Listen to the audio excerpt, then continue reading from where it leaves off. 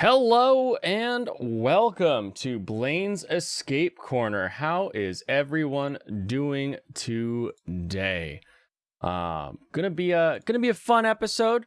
We are we are in the balmy period of of the Seattle weather, where we have crazy rainstorms and then it's just stupidly warm because the clouds come in like a giant fluffy blanket and just make our lives into tiny hell, honestly. So Blaine's Escape Corner coming to you, pitting out here on the internet, our little corner of the internet where we get to hang out and talk about our favorite escapes. Primarily, of course, we are talking about anime, because that's what I like to do. I like to watch anime. The number of live action shows I've gone out of my own way to see are not great compared to the number of anime that I have seen. They are quite great. How are we doing tonight, Michael? How are we doing tonight? Pop culture. Man, that was I had a little jerky before I jumped on here, and it's already getting stuck in my throat. Give me 1 second.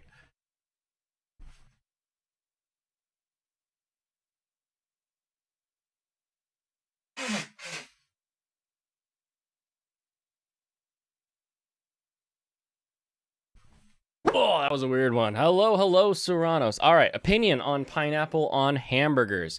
Yeah, I have had it. We have quite a few sort of Hawaiian and Filipino fusion restaurants in this area. So you get your pulled pork French fries and that kind of thing, and they will have that sort of a teriyaki burger typically that pops a pineapple ring on top of it. And so if you get that teriyaki glaze with like that pineapple ring, you're getting that sweet, that salty. You know, it works pretty well. Do I go out of my way for it? No. Typically, if I'm macking burger, it's a big old bacon cheeseburger or something like that. And if it's not just a bacon cheeseburger, it's a bacon mac and cheese burger where they take the mac and cheese, flatten it out, bread it, fry it up, and then they put it in. So you've got patty and big old fried mac and cheese chunk. Yeah. So take it or leave it, honestly, with the pineapple hamburger. It's not bad. I will eat it if it's available and there's nothing else that looks good on the menu, but it's not something I'm going out of my way for. Not something I go out of my way for. What I do go out of my way for, of course, as we all know, is sake. So tonight, let's run. Oh, well, why not? Let's finish off the Suijin. Let's finish off this guy. Suijin's got a little bit of a lightning bolt to it. Makes me think of Raijin. Holy G-Baloo, it is so warm. I'm gonna have to get the little portable AC units up here and installed. Yeah, it's crazy. Boom. Finish that bottle. You don't like pineapple, but I went out to get pizza with a friend once, and he got a spicy pepper pineapple pizza, and that shit actually worked. Yes. The acids in the pineapple are amazing for helping sort of spread around the capsaicin, because capsaicin, the actual spice of the peppers, is a fat, and the thing with fat is it's very soluble in acids, and so when it gets mixed in with that pineapple, it sort of will remove it from your tongue. If all you're having is pineapple, it'll let you sort of swallow down all the spicy. But if you have the pineapple mixed in with the spicy stuff, it actually spreads it around quite evenly. That's why a lot of those hot sauces will be like a mango pineapple habanero. Like they add some sort of acidic fruits to their habanero, and it makes it not nearly as hot as it normally would be. Same concept there.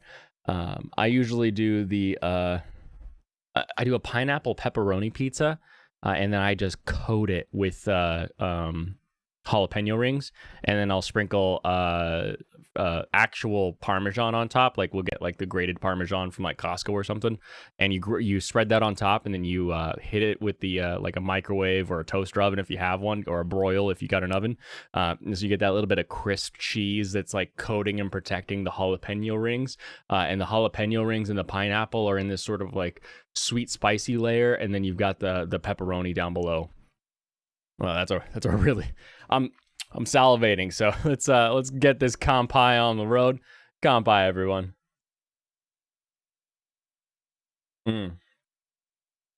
Yummy. You really hate pineapple. Canadian bacon. But I would eat that pizza again any day. Favorite way to eat a burger is with a pineapple. Are you Hawaiian or Filipino? Because the the only people I know of that consistently want to put a pineapple ring on their burger are all of our Filipina, and Hawaiian friends. They're like, oh yeah, pineapple on it, or Samoan, I guess, would also be in that group of like, yeah, put the pineapple on my burger, and it's like, okay, you weirdo. And you can say that to a Samoan, they're unfazable. I once watched a Samoan get cracked with a coconut and turned around and said, hey, how's it going? Blew my mind. I was like, what? You're not human. You're just a rock. Oh, love all my Samoan brothers and sisters. Samoan brothers and sisters out there. They all know what I'm talking about. Everyone else is like, I can't believe you said that about a people group. Why would you call them rocks? That's so mean. Like, I'm sorry. You've never met a Samoan before, I can tell. Disgraced Italian. But the mama, I want the pineapple in my pasta. Please. It's crazy to watch the guys husking coconuts with their teeth. Yeah, they're monsters. Monsters, I say, but don't say that on Twitter because you'll get cut off. That is for certain. Oh my goodness. Oh, I love it. I love it. Another really good pizza, if you're able to make pizza yourself, or if you have like a mod pizza near you so you can like pick everything from the ground up,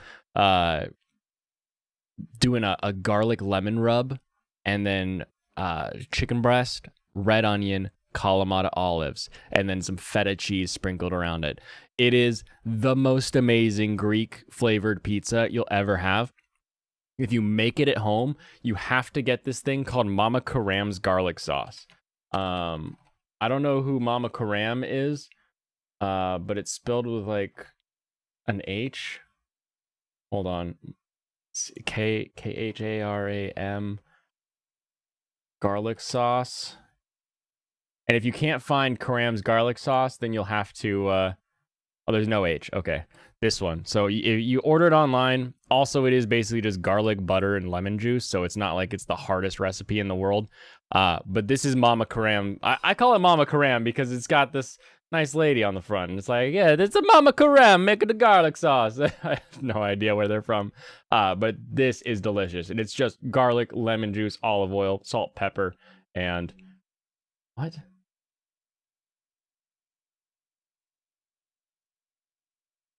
I swear that says knee. I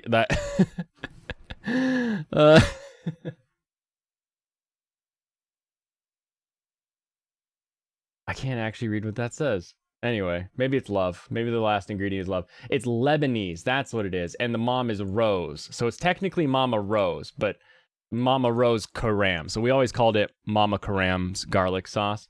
And apparently, I had no idea. It's a Pacific Northwest staple, so no wonder I love it. There are very few Northwest things that I am not a fan of. I love most of what we put out here in the Northwest. So definitely try that out. It's amazing. It's delicious. That's just garlic bread. Yeah, but you add the chicken and the Kalamata and the onion, and it becomes more. Also, the lemon juice. You put lemon juice on your garlic bread? It's a weird combo. All things Tillamook are godly. We used to do field trip tours to the Tillamook factory. Mod pizza is great. Never bad choice to get that before going to a sporting event. Yeah, because it's one of those like everybody gets like a 10-incher and they just all pick what they. It's the Subway of pizza. Like we can have all of our own things, and we're not like, well, we'll get half of this and half of that. Oh, but then no mushrooms on a quarter, one of those bullshits. You can actually all just kind of say, hey, give it to me, and you pop it in the app, and then you show up and there's your pizza. All things Tillamook are godly again. Yes, that is true. If you have the chance, get that Tillamook vintage white. Their vintage white cheddar is so delicious. It comes in it's like the black label cheddar. Man, you're all making me hungry now. That's extra sharp. Where's the block? Oh, look, I mean, come on. Tell me you don't want to slice off some vintage white cheese. It's good. No Beamster XO, mind you, but yes, Tillamook. And then they do ice cream, so when you go as a kid, you can get ice cream when you're at the when you're on the field trip and everything. And then you have the other field trip to Dairy Gold, and you can get milk and chocolate milk and strawberry milk. Subway and Burger King are the fast food places you avoid at all costs. Good, because their bread is cake, and if bread is cake, then we shouldn't eat it. That's not good bread. There is good bread, but not bread that is cake. Burger King, I've just never been a big fan of Burger King. Their push for like the Whopper while having some of the most fries on the planet has always been hilarious to me. Their ice creams are good. The only chocolate chip you'll eat is Tillamook. Yep, they got fantastic ice cream. Also a fan of the Blue Label, Blue Ribbon ice cream. I don't know. My uncle had a candy factory for a bit, and he used the blue whatever ice cream because it was the only one that had like the specific flavor that he wanted to carry. Balderson has fancy cheese as well. Balderson cheddar from Canada. The Royal Canadian cheddar. I have been a fan of fancy cheese for a long time. I used to be able to go to Seattle, and before shipping prices were insane, you could get all kinds of these crazy meats and cheeses for super cheap at a place called De Laurentiis. Now De Laurentiis is fancy, people love charcuterie, and now the price is flying through the roof. But it used to be a lot cheaper than it is now. So now you have to go to the Costco version of all this so that you can get like the bulk pricing discount straight from the wholesaler. Dutch cheese, some of my favorite. I love those cave-aged Goudas, the Gouda, as it's called. Big fan of that. Love blue, Bries, triple cream, French Bries, all really good. I have never in my life that I am aware of indulged in Canadian cheese.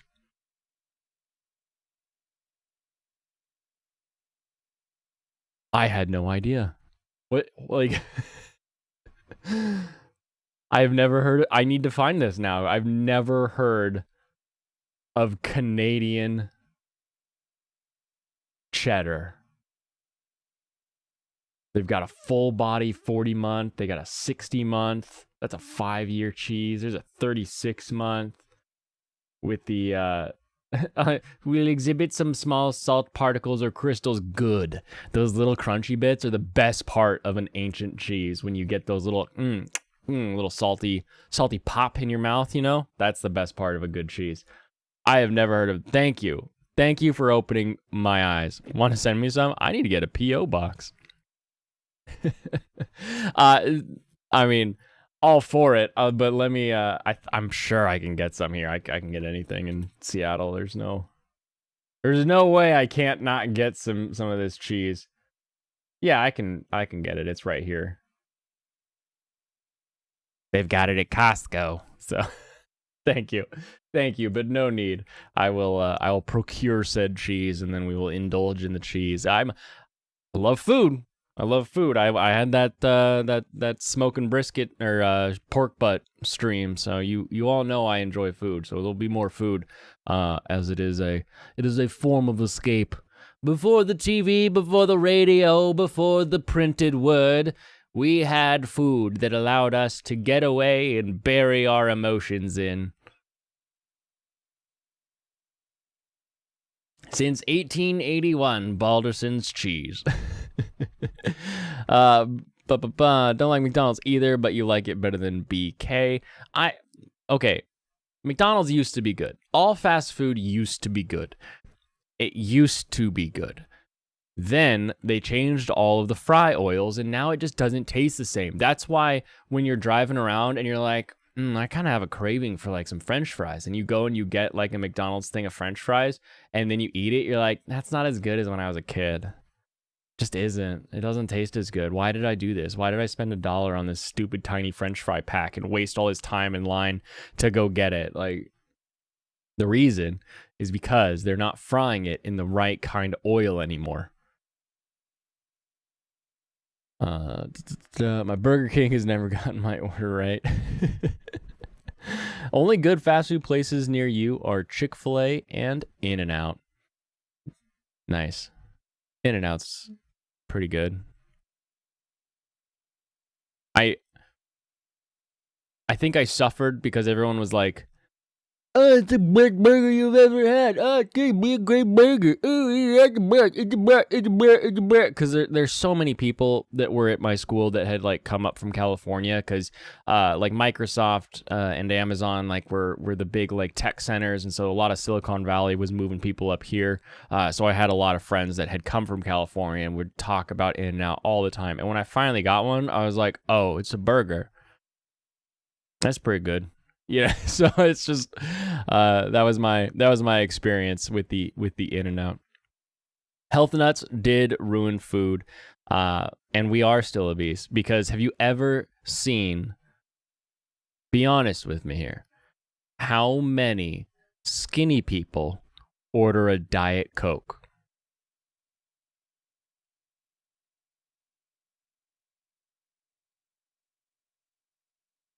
Just because somebody is eating food that is healthy. Oh, it's low carb. Oh, it's low fat. Oh, it's sugar free. Oh, it's organic ball sack, whatever. And then you watch them eat 4 of them, 5 of them. And you're like, holy crap, maybe if you only ate one, you'd be okay. Like, like the healthy food and losing weight are 2 separate things. They are fully 2 separate things. You can lose weight eating nothing but gummy bears as long as you're tracking the calories of the gummy bears and you're only bringing in as much or less energy than you're burning. You're gonna lose weight. That's how losing weight works. You eat less than you burn. Healthy food makes your system function better. You eat nutritious food. You got fruits and veggies or like a grass-fed steak. You've got, all of your different minerals and everything that you need. Those are going to make your organs function, your brain function, your skin healthier. Like all of that stuff is important to eat healthy food for. But eating healthy food does not a skinny person make. People ruin In-N-Out. Food is all right. Like sad barbecue. Best thing they have is a milkshake. Yeah. Oh, I haven't had a milkshake in a long time. Ooh, I think you just awoken a craving in me by saying that. Worked fast food. Less than 20% of the people that ordered diet or zero sugar were at healthy looking weights. Oh my goodness. It's true. It's just true. People can convince themselves of anything. It's hilarious, honestly, what people do to convince themselves of what they're doing is good enough. And it's like, good enough? Because not everybody has a friend like me who's like, hey, maybe you should be better. Maybe not suck so bad. It's a hard thing for people. They want to be polite. They want to be nice, but we can't have polite and nice all the time. If you have polite and nice all the time, you get surrounded by yes men all the time. You're never gonna get the no, and getting the no can be hard. Like when I'm going back and forth on business plans, well, especially with my wife, and it's like, hey, I want to do this. I'm thinking this, and then she asks me questions, like pushes back on like, oh, maybe not this, maybe not that. I'm like, no, I want to do it my way. And it's like, no, at some point you're not your customer, so you should probably listen to other people when it comes to like putting that stuff together. So it can be hard to take the no. It can be hard to accept the fact that like whatever you're doing isn't good enough, or maybe you should be working harder or doing something different. Unless you're okay with it. If you're like, yeah, I don't care. No, I know, I don't care. That's fine. That's just a better attitude to have, though. Your dad actually lost weight while drinking diet soda to cut some calories, but he actually ate better and less too. Yeah, I mean, at the end of the day, like aspartame and all the other fake sugar, the sucralose and all that stuff, we can debate the merits of how good for you fake sugar is and whether or not it actually still will lead to like diabetic insulin resistance and that kind of thing. It's still a 0-calorie liquid. Like at the end of the day, you're drinking a 0-calorie liquid, and typically a soda is going to be a 200 calories, like 110 a can. Someone sits down and has a large soda, like that's 240 calories. Like you cut out 240 calories per meal, that's 400, 500 a day. If you're drinking soda with lunch and dinner, suddenly, you know, that like 500 calories is a quarter of the recommended diet amount, you know, like it can help as long as you're not increasing calories elsewhere. Why am I talking about this is an escape channel. Why am I talking? We're talking about how to escape the shackles of weight. That's what that's the branding right now. That's the current task is we're escaping from our old fat selves. And I'm right there too. I was at 186. I've been cutting. I'm down to 175 with a goal of 160 before I stop cutting and I start coming back up, and my goal is to bulk back up to about 170, and then we'll have another cut down to 165. That I'm fighting weight 165. It's sort of the goal right now. Escape obesity by walking at a brisk pace. Sometimes you just gotta get up to escape obesity. Next up on Blaine's Health Channel, running a marathon. Oh, gross. I hate running. I hate it. You know, you're always like, you meet that person and you're like, wait, you like running? You enjoy it? And they're never like the person you would expect would enjoy running of any kind. You're like, you like running? And they're like, yeah, I love it. I did a marathon 2 weeks ago and I'm getting ready for a half marathon at the end of the month. And you're like, what? Why? Why? Is there something cool at the end of the marathon? No? All right. Like, whatever. Eat the pineapple, burger boy. I prefer to put the comma in front of burger on that statement. Oh my goodness. I'm almost done with our first class, and here we are just talking about food. All right, let's get the you like running, but you were born with terribly flat feet, so it's not a feasible method of exercise for me. Same with the flat feet part, but never liked running. Swimming, I love swimming. These flippers will take me anywhere in Lake Washington. I need to go. But yeah, I got them big flats, and you know you've got flat feet when you put on a pair of Vans or Converse, and you're like, this might be the most comfortable shoe I've ever worn. You probably have no arch. That's probably what you're dealing with. So join the club. Oh, that was a weird squeal in there. I heard it. All right, Skeleton Knight. Let's do something anime here, so the algorithm at least knows that this isn't a health food channel. Speaking of skin and bones, Skeleton Knight in Another World makes the brazen comment of, well, and here I thought I just wanted to help people out, and now I'm on a cross-country adventure. Yeah, you are. Yeah, this is way more. This escalated so quickly, and we knew it would because you're overly powerful, and so anyone who's overly powerful will attract other people that need their power and use it. Overall, still a fun series. I am quite enjoying it. We're getting more of those like little side samplers of political intrigue that I always enjoy in a show. We will see if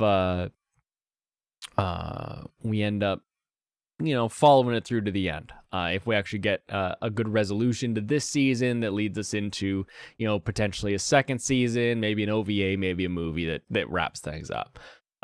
Very, very fun so far. Quite enjoying it.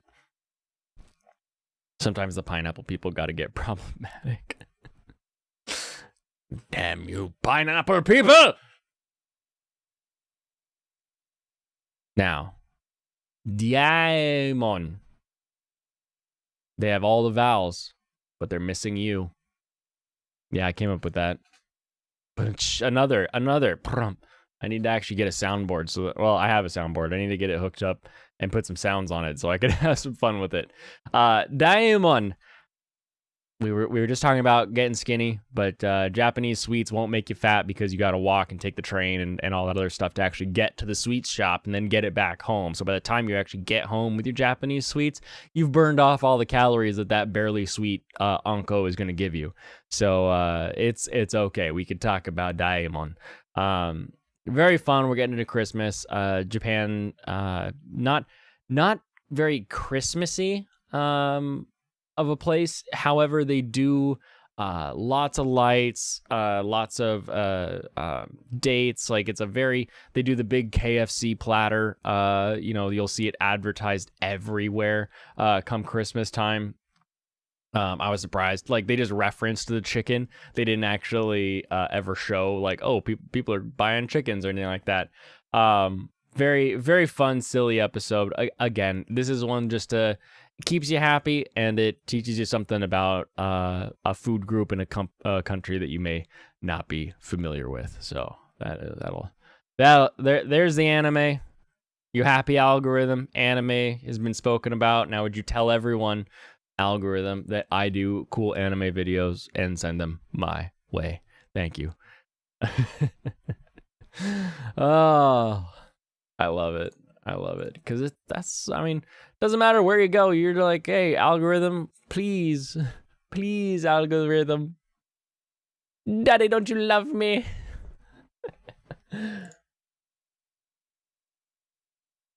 Oh, my goodness. Oh, my goodness. Alrighty. There was one thing I wanted to touch on, I feel. Was there? Was there something else? Can't think of anything else. So we will jump back into our review. Now, we're getting into a very, very exciting year for me. 2013.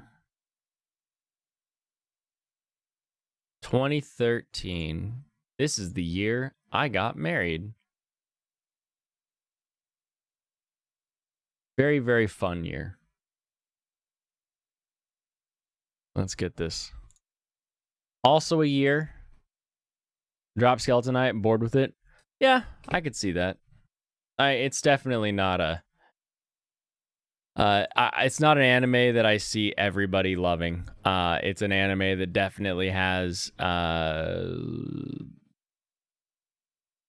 don't want to say problems, but it definitely is a little bit slower. And if you're not looking for a kind of that cutesy version of a show that it is, definitely can see somebody dropping it.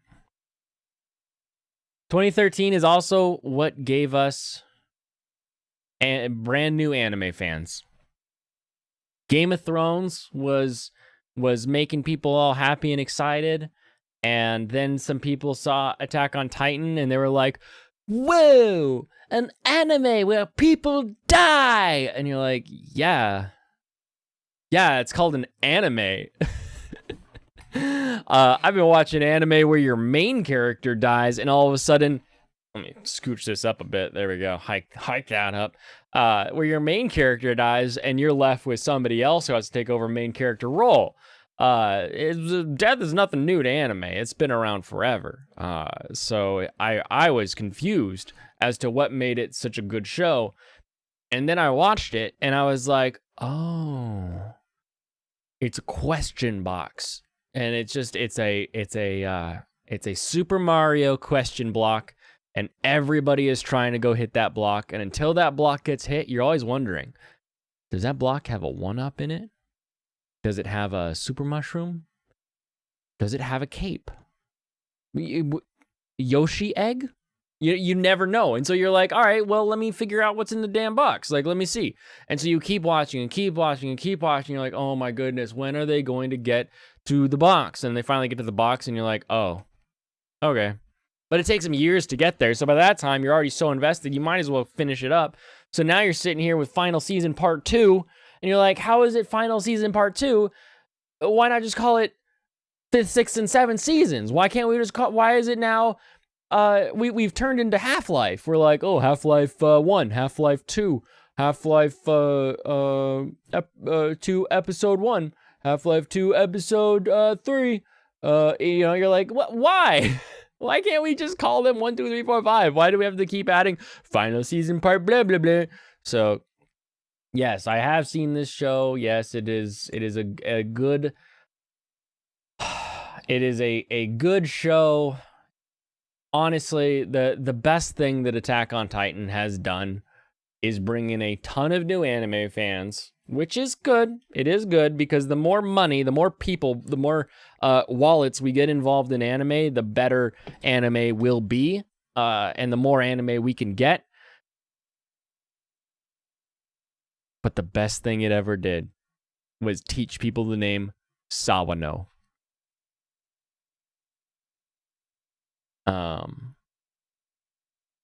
Actually, hold on, let me oops. Yeah, I was gonna say, give me one of these at least, so I can separate tab without everybody staring at what I'm doing here. Ba-da-ba, ba-da-ba.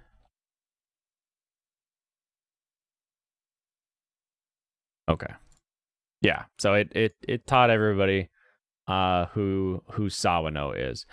Kill la Kill. Honestly, this is the show that put Trigger on the map. I was talking previously about Infernal Cop, and prior. What was prior? I mean, this is basically Gainax. So like, Gurren Lagann, of course, going to be super. Most of the guys that broke off and started Trigger are coming from that portion of Gainax, and so you have stuff that they've done previously. But Kill la Kill was the show that added satire to the fact that we have schoolgirl uniforms that are barely covering people, but didn't just give it satire, also gave it purpose, also said, hey, what if we say, haha, isn't anime funny, and point at something that's like really overdone with like how tiny these outfits can get, but hold my beer, hold my sake, what if it's also an important plot point in the fact that they have to be like that? And it's a great show. If you haven't seen Kill la Kill, watch it. It's all comprehensive in these is that like contained in these 24 episodes. You don't need, oh, is there another season coming? I don't know. You won't join me shouting about that if you watch this show. Very, very good show. Really quite enjoyable. Devil is a part-timer. I love the show. We've got maybe the first, as we've been going through here, reverse isekai that we have seen. So instead of us going to another world, we have the devil from another world coming to ours, and gets a job at a McDonald's. We were just talking about fast food. The devil gets a job at a fast food company, and we've got all kinds of fun and hijinks that come from that. Very, very fun. Plus, we were like, wow, that was good. I hope I get some more of it someday. Almost a decade later, we are going to be seeing another season of Devil is a Part-Timer. So awesome. Throwback. Things that were old are now again. So very, very excited to see the next season of this one. Definitely watch it if you got the time. Well worth it, especially with the next season coming up. Definitely something to check out. You want to say 2013 was such a great year for anime, but it's really since the early 2010s era that there have been consistently good shows coming out every season, it seems. Yes, and you will notice that if you've ever gone through and gone year by year. I've done it a couple times now for the 90s and then the 2000s. There are some years where you're like, you're not really seeing anything that's that, like, you remember watching it, but you're like, well, it was a show and we didn't have much else, so we had to glam on to kind of whatever came out. We were suckling every teat dry from the Japanese anime cow up until the late 2009, 2008, 2009. We started to get that streaming model, or like DVDs coming to your door, like Netflix, and so you could pick up some shows you'd never heard of, and so people were able to get more shows. And then eventually we did have. Wait, did that? Whoopsies! I need to make this complete. Did I do this one too? Completed and 2010. Okay, good. And just as we went, we would get more and more and more and more good shows. Some that I still haven't seen, like Snafu. I keep seeing that I should see. And then Beyond the Boundary, where everybody's like, oh, I really like that show. It's a pretty good show. And then you see some pictures of it online or some videos of it online. You're like, that looks pretty fun. I like the idea they're going with there. Then you watch it and you're like, oh, meh, I'm good. I don't need to watch this one anymore. So I've seen like the first couple of that one a few times. Garden of Words. For anyone who thinks that all anime is creepy adult men preying on little girls, watch The Garden of Words, and you can enjoy a older woman, office worker, getting her feet touched by a young high school boy. And you can have fun with that psychological drama.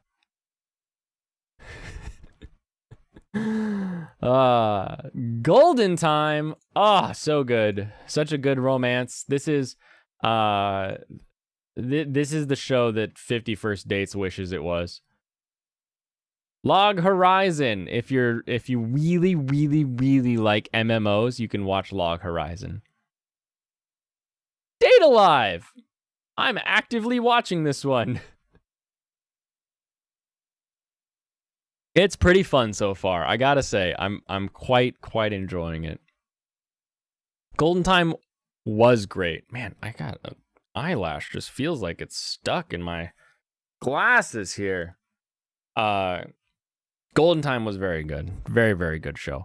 Not to be confused with Golden Boy, which is also a really good show, but a very, very, very different show. But I would recommend Golden Boy for anyone who hasn't seen it. Free Iwatobi.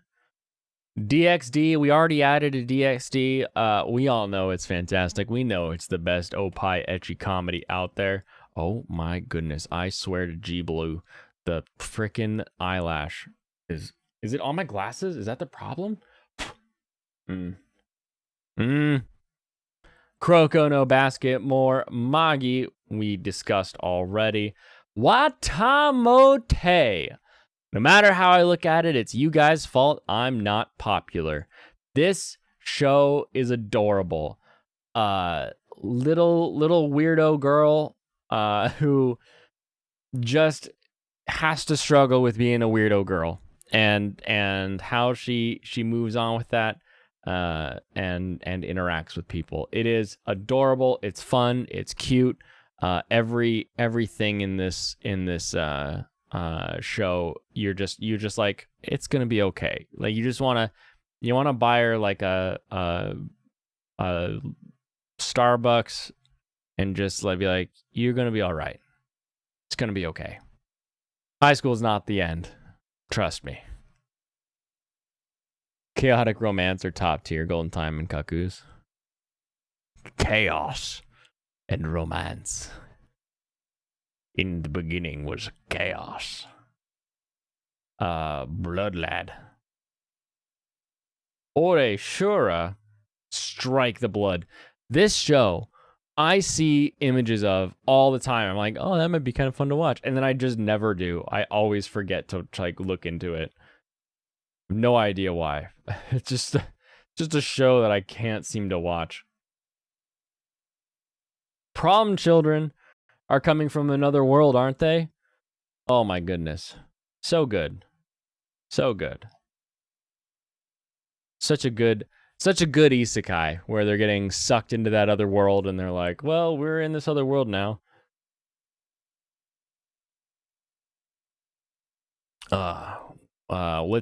Let's use all of our secret powers to make it better. But they don't have secret powers, they're just better.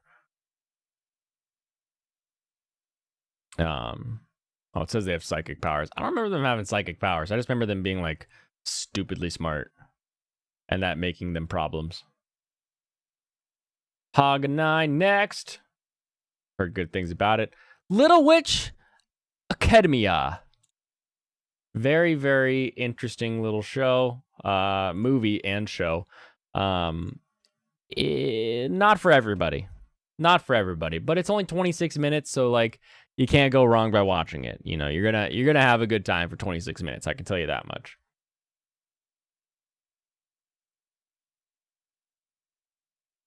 The movie that will teach you that hentai means weird or perverted, not porn.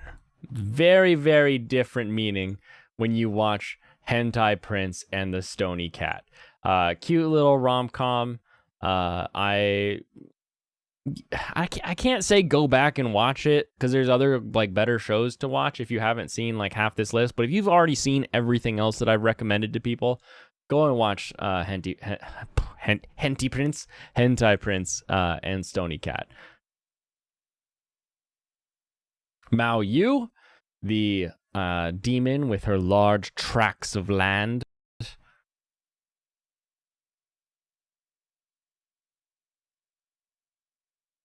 Railgun. So I'm not gonna add this one because we added. No, I'll add Railgun. I'll add Railgun because we added Index.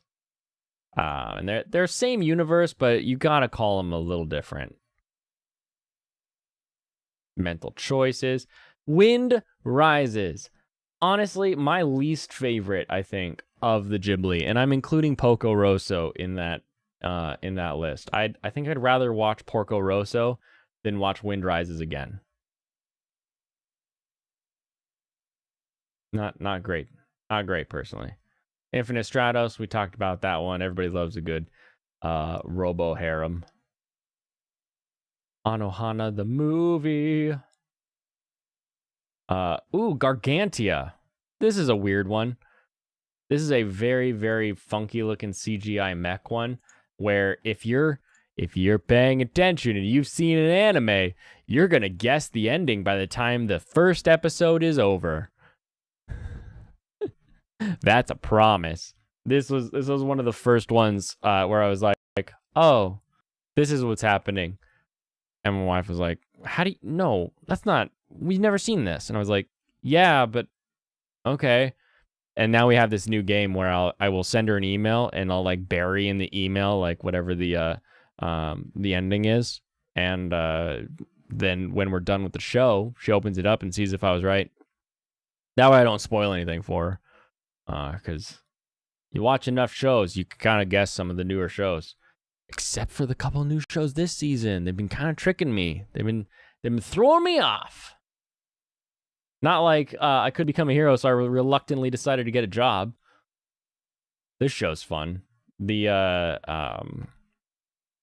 pharmacist doctor from this latest or 2 seasons ago, last season, something like that, wishes it was couldn't become a hero, so I reluctantly decided to get a job. Very, very fun overall show. Just this is Mankitsu happening without all the sex. That's what this is. This is just like store clerk with a bunch of girls that are hilarious. Shikimori sidestepping me. Yeah. Sidestepping backwards off a cliff.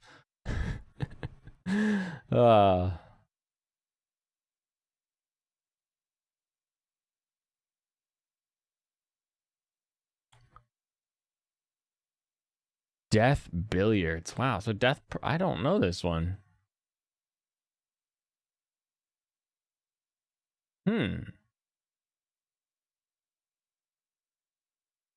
I've watched a Death Parade, but I haven't seen this movie that is apparently have to do with that. Interesting.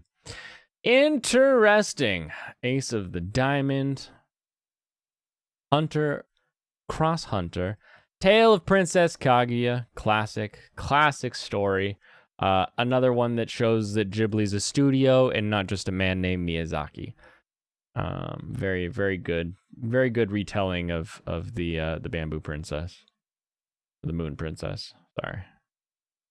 Flowers of Evil. What a great show.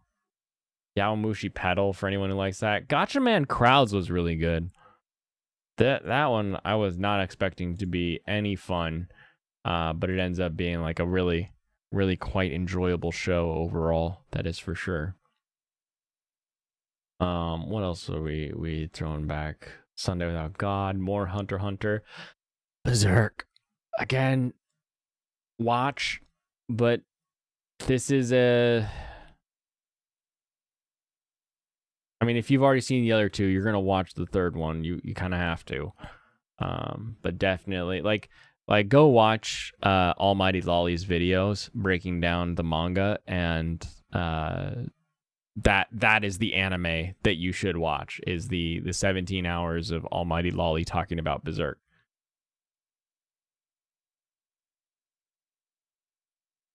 Oh, finish that one. All right. Moving on. Miyano Yuki. We'll have a little snow coming up here. Glug glug.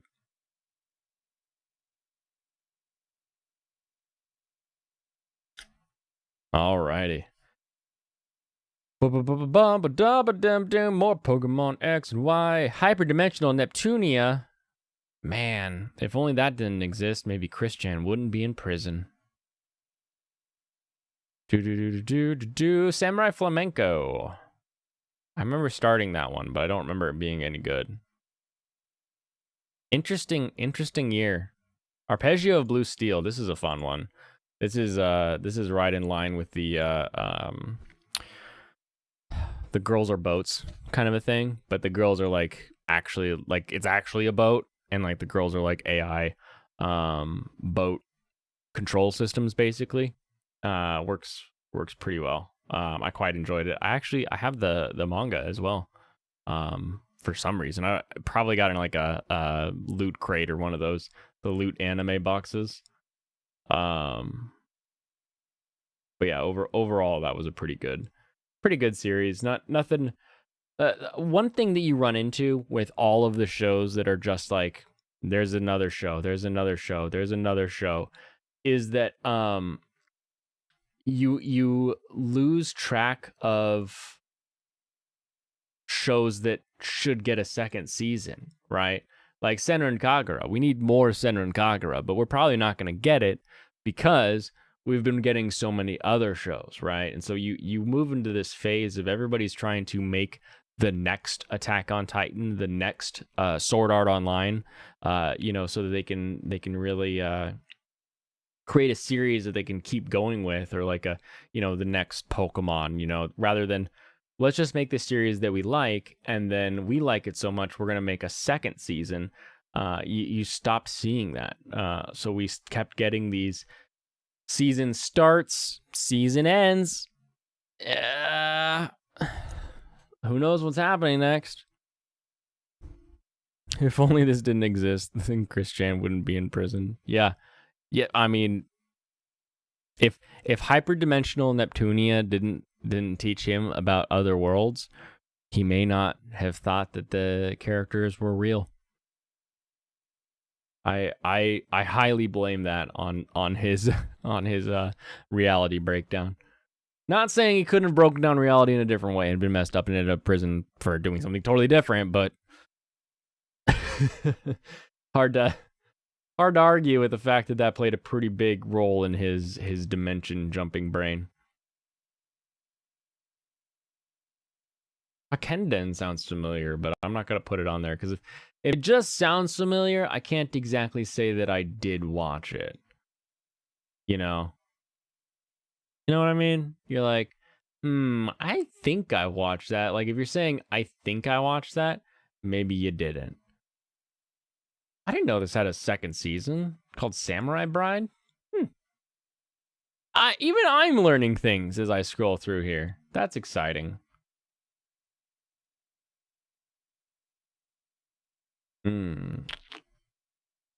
Daybreak Illusion. Oh, the beginning of the end of Ghost in the Shell. They should have ended at Sack second gig. Sack second gig ended, and you're like, cool, nice. Now they're still putting out Ghost in the Shell, and it's just not as good. They have totally forgotten the heart and soul of the idea that the robot is a body and the brain is somehow a soul that is beyond that. But really, if the brain is just a bunch of electronics, then what is the soul? Like they've lost it. They've lost the message, and the new stuff is just not nearly as good. Not as good as Wannabe's Strongest in the World. If you like wrestling, and I mean real wrestling, if you're a big fan, if when I was shouting at the Nietzsche here and I said, "By God, JR, by God!" if that made you giggle, then Wannabe the Strongest in the World is an anime for you. This is WWE Raw Ladies Night every episode. Enjoy, my wrestling fans.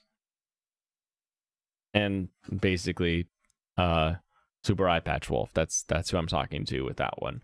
If Super Eye Patch Wolf hasn't seen that show, I will be cranky with them.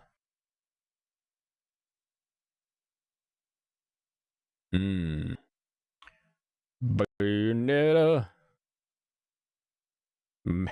Man Girl. I My Me sounds familiar. Again, there's so many of these. Although I think we're going to hit the keep scrolling section.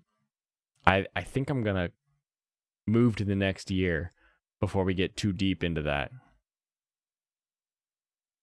Once we stop seeing anime for long enough, then we will oh, it's Golden Time, but it's not the same Golden Time anymore. Sparrow's Hotel. Kind of the new front desk Weird Sparrow Hotel. The closest hotel to heaven. Her special features are her large breasts and her skills of assassination. She takes down people who cause trouble in the business of the hotel with those skills, but she is in fact very unskilled when talking to the male hotel manager and often bites her tongue. How adorable. How adorable is this? If you could choose one activity to do every night, it would be wrestling. Like actual wrestling or watching wrestling, or are you like a Greco-Roman? You're a bit of a Kurt Angle going for the angle hold. Oh, he better tap!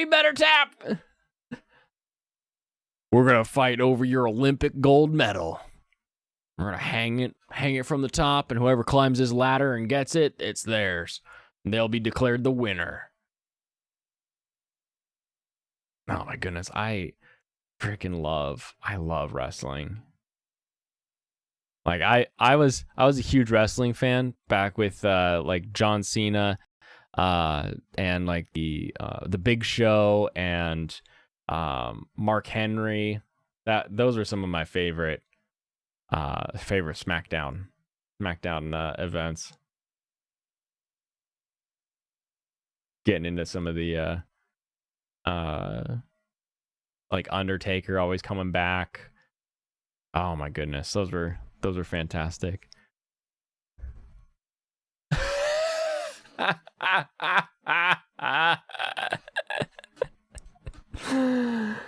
just trying to make more wrestling fans.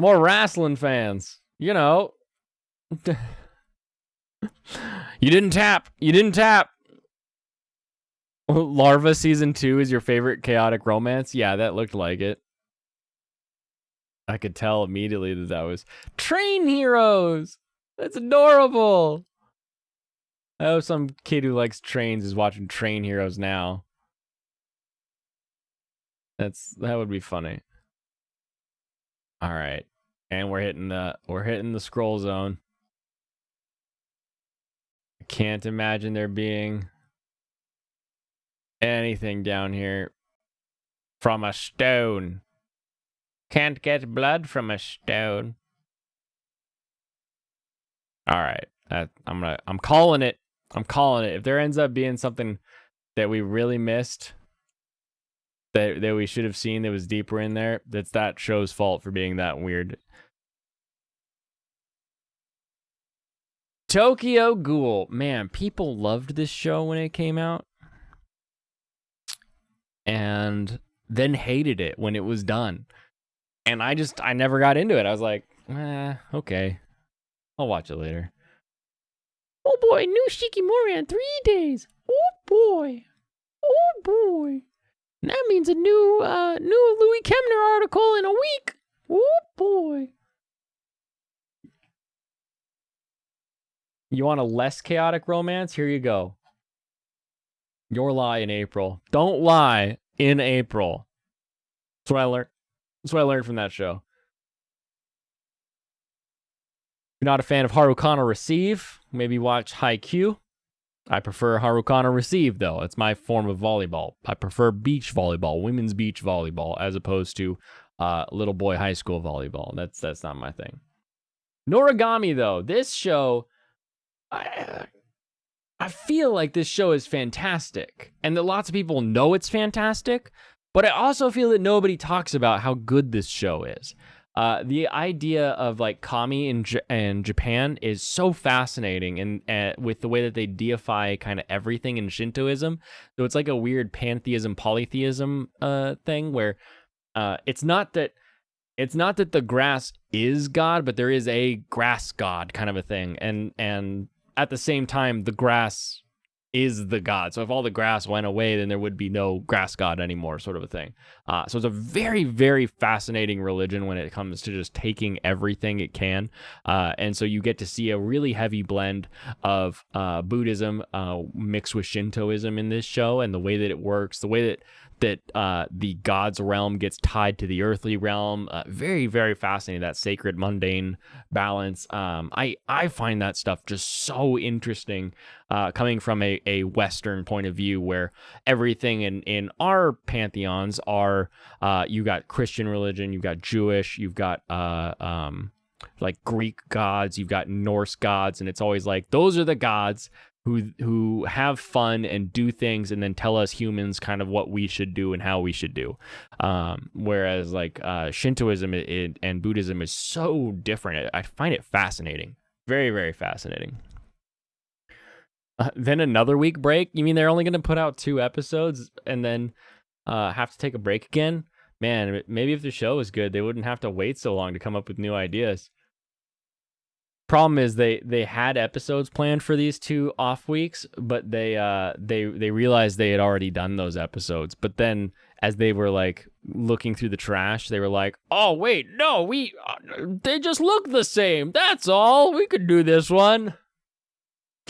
No game, no life. Very fun isekai. You've got smart boy, smart sister, and they go to a world where games and the rules of games run the place, and the fun part is figuring out how to break the rules in a world that is run by rules. Very, very fun. Seven Deadly Sins. I'm going to say yes to this one because I did get through the first season. Not my favorite show by any means, but I did enjoy that one. Akame ga Kill is not Kill la Kill. This show is really, really fun. It starts out feeling like what does it feel like? It feels like Black Lagoon if Black Lagoon was swords and magic. That's sort of where it goes. It's so good they have to give writers a break so they don't keel over. Oh no. You forgot Seven Deadly Sins was that old? And the manga's even older. How old is the SDS manga? A manga. It's finished actually. Interesting. Started in 2012. So not very, only 2 years for it to go from manga to anime. Very, very exciting for them. Parasite. Oh boy, is this a good show. This is one of the few times. Well, no. So anime does body horror decently well when it comes to just sort of like weird manipulation of bodies and like freaking you out with how stuff's moving around and how people are morphing, and the parasites and the way that they have human features but not where humans have those features. So good. Such a good show. Terrifying little intro sequence. Like this is one of the few anime that while it loses the horror, I would say halfway through, maybe earlier than that, it loses the horror in the same way that like a horror video game isn't as scary as it should be. But that beginning half, oh, it's fantastic. Fantastic. Kame ga Kill was pretty bad. Introduced a character just to kill them off the next episode. JoJo did something similar, but the anime loved events around to clean it up. Dropped it after that. Sometimes people die when they are killed, and in anime, people die. SAO 2, everybody loved it. Everybody was like, oh, this is great. It's fantastic. I love it. Give me more. Give me more SAO. Stardust Crusaders. We already added the other JoJo, so I'm skipping this one. But every season of JoJo is worth watching, or at least starting. I enjoy it all so much. Nisekoi, the chaotic romance that is reminding us of Couple of Cuckoos, and very, very fun show. Watch it if you haven't seen it. Nisekoi get out of here. This was one of those original waifu wars shows where everybody was like, this girl, no, this girl, no, this girl, no, this girl, and when it finally ended and the girl was chosen, the internet was like, no. Oh goodness. Parasite is easily your favorite from 2014. Interesting. It's a fantastic show. UBW would be second. Plenty of good shows from that year you didn't watch. So yeah. UBW. I started it, but I'm not as big a fan of like the Stay Night arcs as the like Fate Zero kind of ruined me for the rest of it, because I watched the original Stay Night years ago, and then when I started watching UBW, I was like, I get that it's different, but it's also just him again. Like I don't want to watch this, and I just couldn't get into it. But Zero was good. Irregular at Magic High School, and to my knowledge, the origin of Wincest as the calling phrase of the internet for a show. Very, very interesting. Very interesting overall. This show, Monthly Girls Nozaki-kun, has the most adorable music video in herp de derp, herp de derp, herp herp herp herp herp de derp, however that song goes. Adorable. If you type in herp de derp music video AMV or herp de derp AMV, you will get an adorable music video featuring these two. You watch this series, and it's so boring because it takes so long. I just watched this whole series in like 2 minutes and got the gist of what I needed to know. Whereas like you watch the whole series and you're like, oh my goodness, when's the next plot event going to happen? I am not a huge fan of this one, but I still watched it. Still watched. Black Bullet.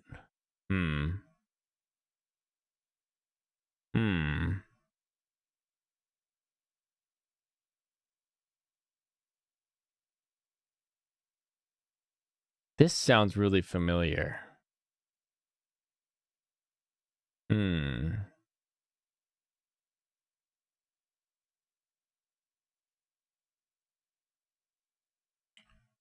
I'm going to add this to a paused list, and I'm actually gonna have to like look up and see if I have or haven't seen that.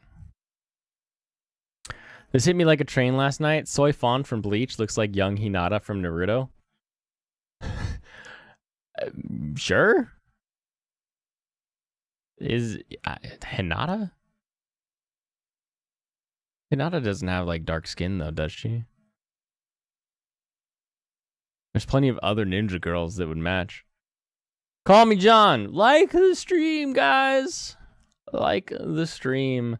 Like I said earlier in the evening, we've got to feed that algorithm. We got to tell it that this show's worth watching. Really, here's the real winners out there. Real winners share this screen or share the stream on their Facebook page and tag their grandparents. Oh, Soy Fawn. Oh, I am thinking of Yoruichi, the cat ninja girl. Soy Fawn is the Yoruichi simp. Okay. Yeah, that makes more sense. Makes a lot more sense than what I was thinking. Yona of the Dawn. Let's talk about this one for a second here. Crunchyroll became a service that you could get for free and watch ads, or it was like $6 a month, and you could get, unlimited streaming or whatever it was with no ads. My wife and I got it, and we're just trying it. We didn't want to pay for it because we're trying to save everything for our honeymoon and all that other stuff.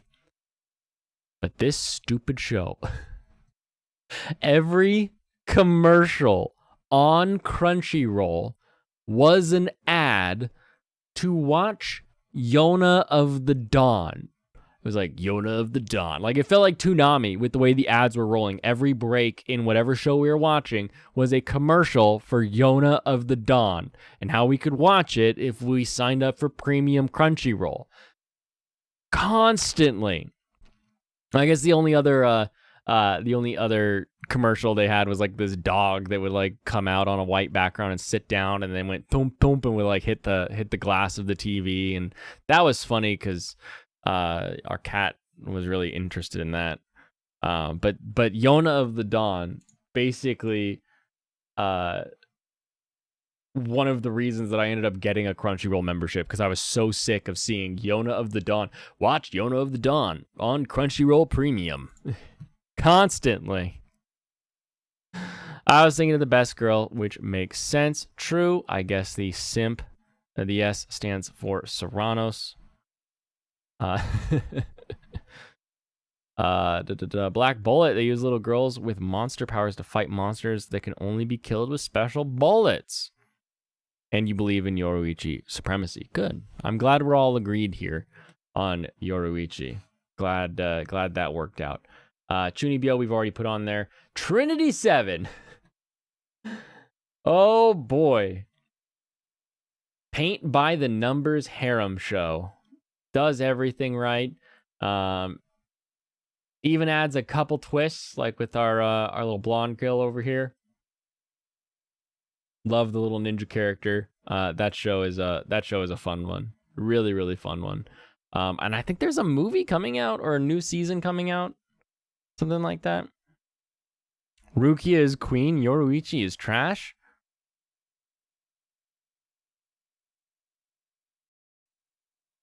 Hmm.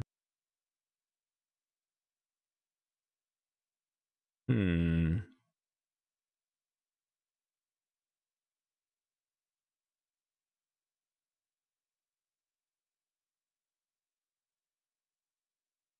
Hmm.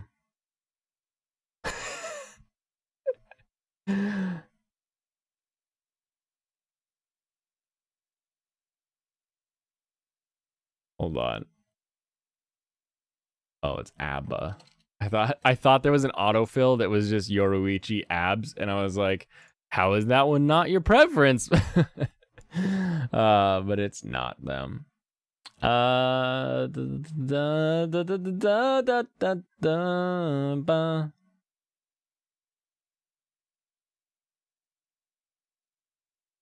Rukia.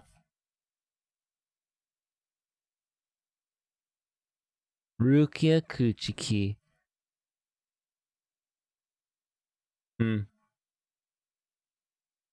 Well, agree to disagree. Going through all these years, very easy to see a trend of what you were into. Oh my goodness. All right, back to this fairy tale. I'm gonna add this as completed, because I'm pretty sure I saw through 2014, but it was like the second bit, so like that's 102 episodes. I ended at like 115, 120, something like that. Anyway,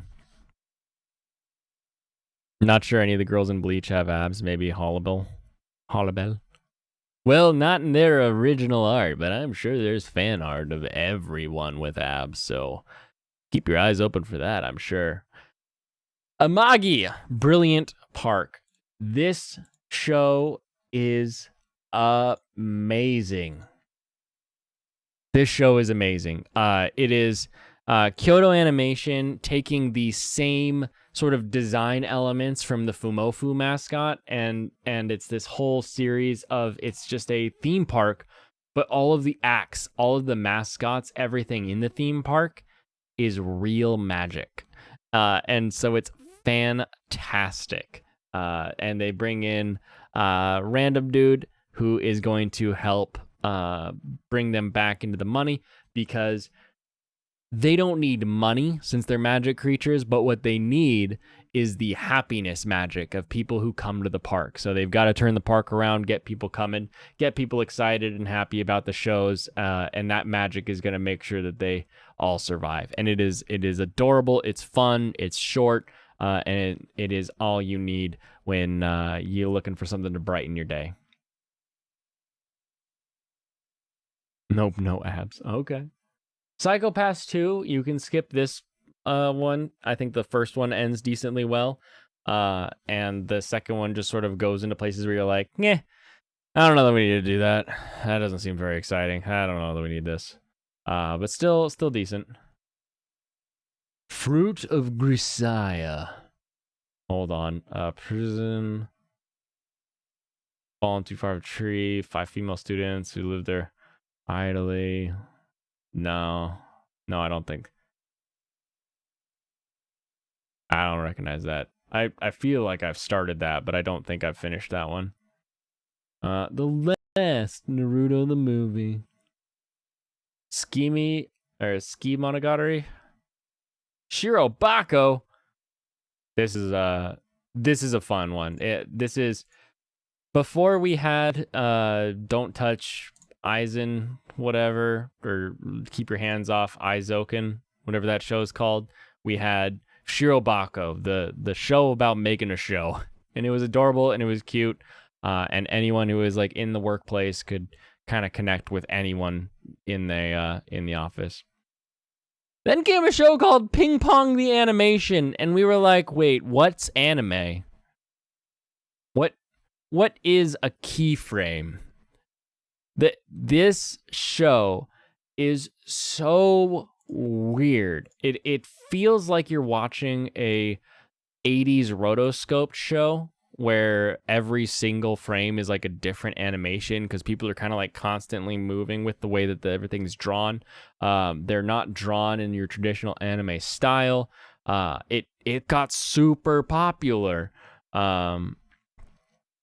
and then just disappeared. Like no one talks about it anymore because Ping Pong the Animation was weird and nobody cares anymore. Shirobako is definitely one you need to watch. Yes. Don't go into Shirobako. I said Aizoken, but don't go into it expecting Aizoken, with the way that like the anime like takes over the reality and everything.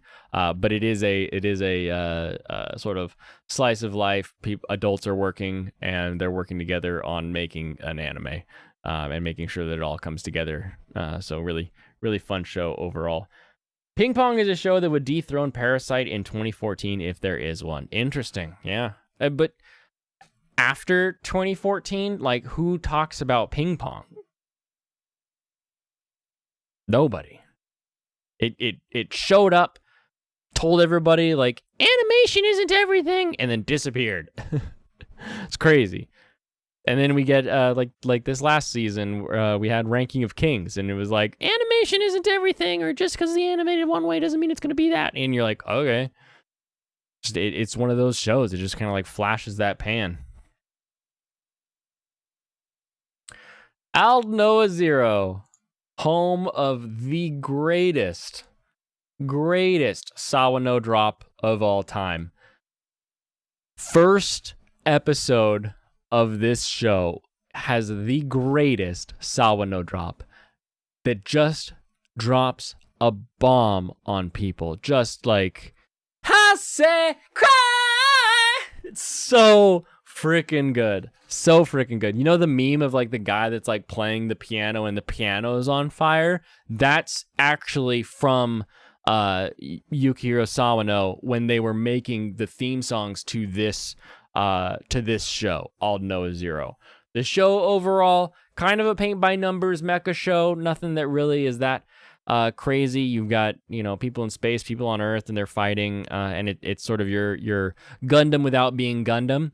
But damn, if Sawano didn't take it to 11, didn't just crank that dial, just Hase cry, Hase die, Hase burn, burn, burn, burn.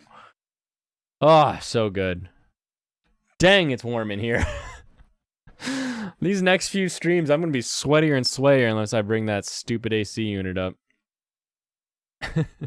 Engaged the unidentified. I started because this is the meme of the little girl who turns on the TV and then does the dance in front of the TV. That's this show. And the meme is very early on in this show. So if you just want to see it for the meme, to see the context of that meme, cool. You just watch a couple episodes and you got it. Beyond that, didn't really capture me, so I never followed up with it. I did enjoy Supernatural Battles Become Commonplace because this had that. There's like a classic anime where everybody is, and when I say classic, I'm talking the like what a lot of people refer to as the Bronze Age, so like the 2000s anime that has all high school kids in a club, and in their club room they're doing stuff. So we got K-On! That goes in that. We've got Supernatural Battles Become Commonplace. What's the game one? Not new game something? I forget. Anyway, you had all of these shows where a team were together in a club room, but in this club, it's supernatural battles, and it sort of has kind of an isekai feel to it with the way that they just have powers. Just a blast. Quite enjoyed quite enjoyed that show. Cooling off and raining down here. It rained today. The problem is that the clouds, when they come over, trap the heat. The heat just sort of like convection ovens, and then the rain comes down and you just get like that really muggy heat. It's awful. If the clouds went away, the heat would fly out and we'd be okay. But because the clouds are here, they don't protect us from the sun. They just trap in all the warmth like a giant blanket. Not a fan. Not a fan, that's for sure. Cooling off, though. I'll take cooling off. Cooling off would be great. Free. Defrag. Another great show that I watched because of a meme I saw. This is the one where the girl is, the meme, she's zipping up her like top, and then the zipper like butt, she's too busty, so it busts out, and then zipper like nails a dude in the forehead. Classic and hilarious. Watch this show. The whole thing is silly like that. I quite enjoyed it.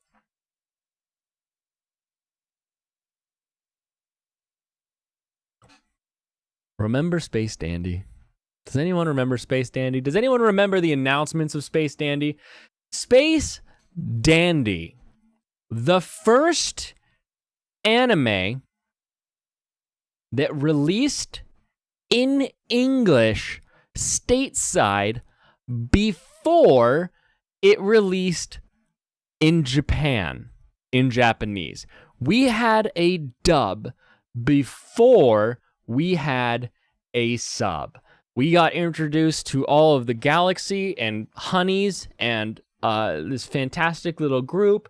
It had that fun, funky, psychedelic of Johnny Bravo mixed with Spike Spiegel. It just was a blast of a show coming at you hard. And we got it first to make you wonder, well, which one's the original? Because this was in the height of the dubs versus subs debate. And you had people that were saying, subs are a more natural translation. They're more accurate, blah, blah, blah, blah, blah. Dubs have to match lip flaps, so they're not as good. But what if the dub came first? Then is the sub one then the less correct of the translations? What do you mean here? When in reality, they're both translations. And people who think subs are better than dubs, period only, typically are thinking of fan subs that we used to get back in the day, where the subtitle would say, Ore my nakama, and it would have a little, like, Ore is a Japanese way of saying me that doesn't have a direct translation. Nakama, the Japanese word for family, but it doesn't mean exactly family. It's more people that you connect with, who you find to be such close friends that you're practically family. And they had, like, well, you pause a screen and you have a class lesson on what words meant. Those were the days of when subs were better, because you could learn so much by watching a fan sub. Nowadays, your subs versus dubs are just two different translations. And the question is, which translation do you prefer, or which voice do you prefer? If there's a voice you like if Dio is in something from the original Japanese Dio voice actor, I will watch the sub just so I can hear that voice. Sometimes I listen to a dub just so I can listen to those voices. And other times it breaks down to which one comes out first. But Space Dandy broke us. We were like, the dub is out now? I don't have to wait for a dub? I don't have to wait a week for a dub? Like simuldub, you gotta wait a week. It was just out. It was available. We could do it. And we were like, this is the future. Anime from now on will release in English and Japanese at the same time, and we will get dub and sub that we can choose from at will. And then it never happened again. We were so excited. We wanted it. We were stoked that we could have our escapism in whatever language we preferred, or whatever reading or not reading that we preferred. We thought that was coming. We were like, man, the future is now. And then was 2014, and I don't think we've seen it since. I don't think we have seen that since. And now what we get, if we're lucky, is a dub that comes out if not a week later, week and a half later sometimes. Just doesn't happen. And that's even if we get a dub. Just sad. Classic GIF. Yes, it was a classic GIF. When you think of dubs, you think of several whales. That's a pod, actually. You're thinking of pods of whales, like a pod of orcas. Oh, goodness. I can't understand what my husband is saying is adorable. And anyone who is married should watch that show because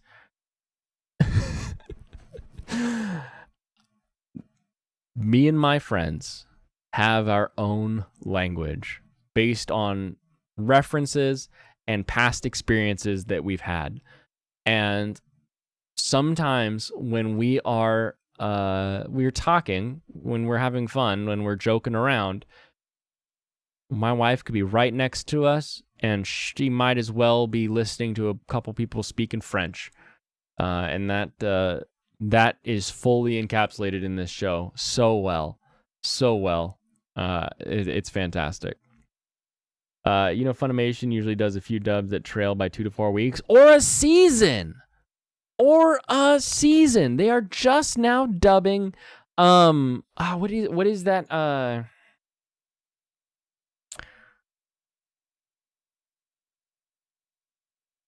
Something from last season. Oh, well, I'm not going to look it up right now. But there's a show from last season that's getting like a dub this season, and they're promoting it as though it's like a new show. They're like, oh, the new dub episode is out for this show. And it's like, would you just dub Birdie Wing already? On. Where my Shiki dub at? Where is the Birdie Wing dub?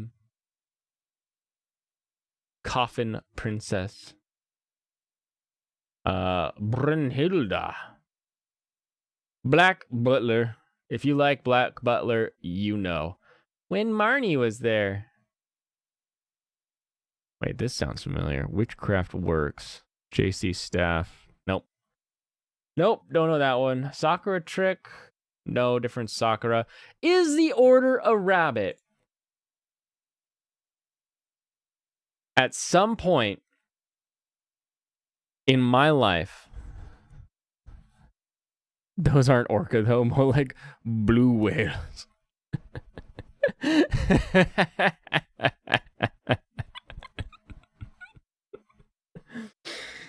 Oh, humpback whales, are they? The most blob of all the moe. Now that I think about it, that's exactly what's going to be like for any future relationship you have. Yeah, that's okay. That's the thing that people need to get. You can't necessarily find someone that you love, that you want to spend time with, that's going to know every single inside joke that you have with everybody else. And you maybe shouldn't spend all the time to explain every single one. They'll understand that they just don't get the joke. And if they love you, they'll be like, oh, ha, that's funny, sweetie. Ha, yeah. And it's okay. Is the Order a Rabbit? Usagi Ka. I love this show. This show is adorable. These girls work at a cafe, and at night, the cafe turns into a bar. I love that idea. I love the concept of a really cool coffee shop that when you hit, 8 o'clock sort of, or maybe 6 o'clock transitions into a bar. And you're talking just a fun classic wood bar with all the interesting spirits behind the counter. Like, it just so much fun. I love the design of the cafe that they all work at. I would love to own one at some point in my life. That would be fantastic. Then I'm going to have a whole team of people that run like a coffee shop during the day, and then I can show up and be the wizened barkeeper at night. So I'll get some gray hairs on me, and we'll make it happen, all right? In the meantime, it is just a cute, adorable little moe blobber. Little moe blobber.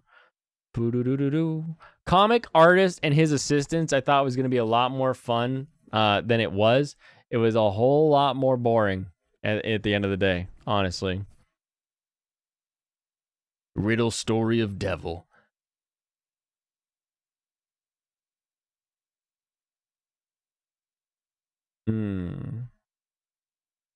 More K. If you like K, watch it.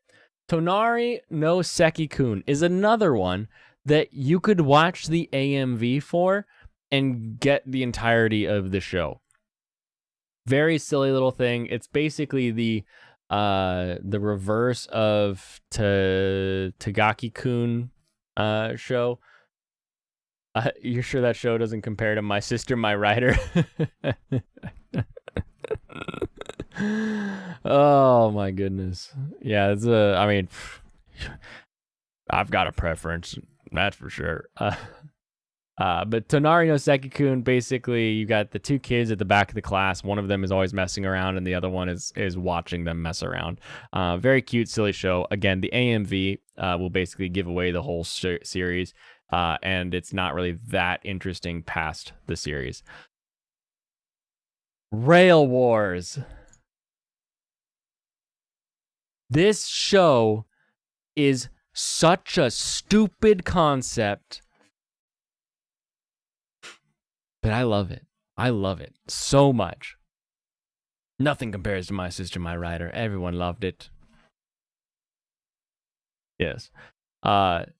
Studio Passion made a show, called it Rail Wars. Is it about trains that go to war? Is it about war with rails? Is it about, perhaps how logistics have to move around on a battlefield? No, my friends, no. Rail Wars is a show about government workers who are security guards on a train and what they do at the Japan Railway. It is JR employees whose job it is to respond to security issues on the Japan Rail. And security issues on the Japan Railway are little girl is lost and silly stuff like that. This show is so good. It's so ecchi, and it is so low stakes, considering what the characters think their job is. Like, as an American, I'm like, what? You guys aren't security. You're basically janitors. Like, what are you doing? But it's so much fun. Such a silly little show. Again, you love watching Rail Wars. I did too. It had all of the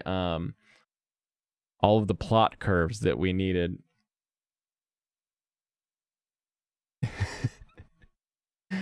Knights of Sidonia. This was a strong year for anime. In concept, we got Space Dandy that told everybody, hey, maybe anime is going to be more American than it's ever been before. And then we got Knights of Sidonia, where people were like, it's all CG and it doesn't look like Reboot. Anime CG's pretty good. Maybe anime can be CG. Maybe we can have good CG anime. Huh. Crazy. I never thought I'd say that. And then this year we get this PS2 turtle in Shield Hero and reminds us, no, CG is not always great. Good CG is good, which is what's it called? A tautological statement where, like, of course it's true because it's true. You despise the way Knights of Sidonia looks, honestly? Yes, 100%. It and Ajin both are really weird Gumby characters.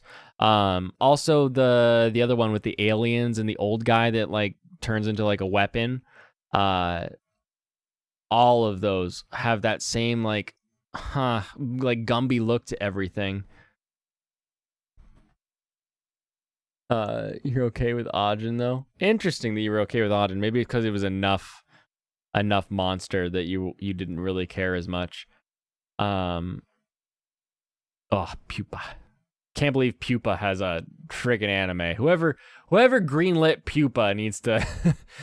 There's a special ring of hell for them. But you remember, like, even though it wasn't great, people were still like the general discussion, the zeitgeist was like, well, it's pretty good for CG anime. I mean, I could watch a CG anime if it looked like this. Like that's basically what the internet was saying at the time, and it just blew my mind. You got called out for your age at a bar earlier. You did not get the drink. Good. I don't know where you live, so I don't know if you're getting called out because you look young and you forgot your ID, or if you're not old enough. If you're not old enough, don't break the law. There's plenty of time to drink later.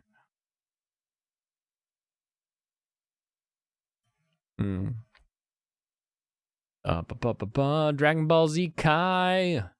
Everybody remembers Kai. It was really fun, and Space Dandy too. Sabegabu is a very funny name. But it's about girls who do airsofting, and I have some airsoft guns. I think airsoft is quite fun, and it was very, very silly. So I quite enjoyed Sabegabu. Another girls at a club or a school club type show. Law's only broken if a cop finds out. No, the law's broken, but you're only in trouble if a cop finds out. There is a difference there.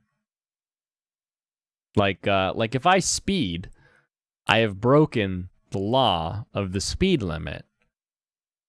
I only get a ticket if a cop finds out or catches me in the act. Because you can tell a cop, hey, I was speeding earlier. They can't give you a ticket. They didn't see it. They don't have any proof that you did it, no matter how many times you tell them you did it. Now, there are things you can tell a cop that you did that you can get like in trouble. Like, you're not going to get a speeding ticket if you tell a cop you were speeding the day before or earlier that day or anything like that, because they can't prove it. You're going to get that ticket, and you're going to give that ticket to your lawyer, and you're going to say, I didn't do this. They don't have proof. They don't have a gun. They don't have anything on me. And they're going to get you out of that ticket. So they're not going to waste time with that ticket. The seller of the alcohol is also liable. Yes, very much so. Yes.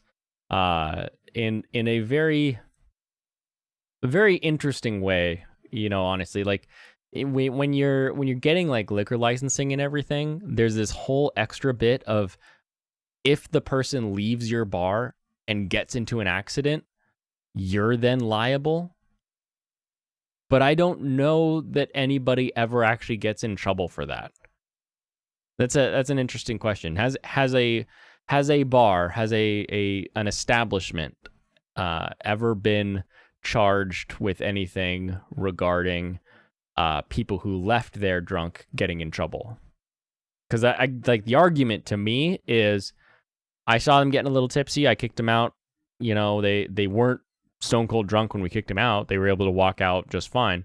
And they had a ride. They had a blah blah. They told me this. They told me that. It seems pretty easy to get out of the liability of.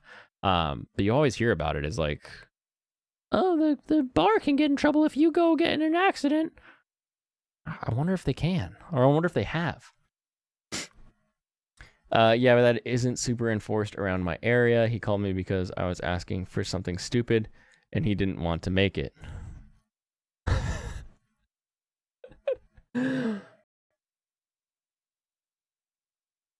The easiest way to get away with anything is to make sure that everybody is on your side. That I will say that much, as far as more Mach and Key, Battling Venus 2, and more Initial D. If you want to get away with something, not being an asshole is usually a huge step forward in getting away with something.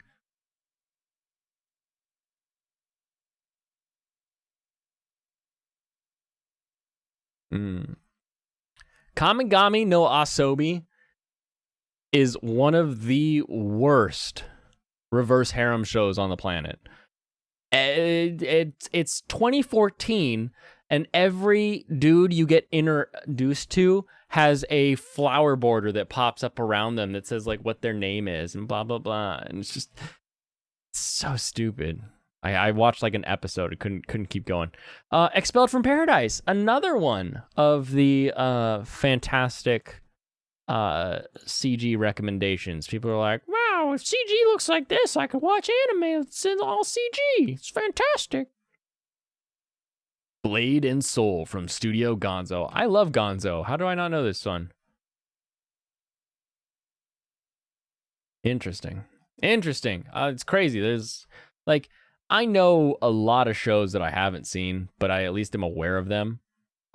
Meanwhile, Supersonico the animation, adorable, fantastic, cute. Love the band, love the group. Sonico and her grandma are a beautiful family.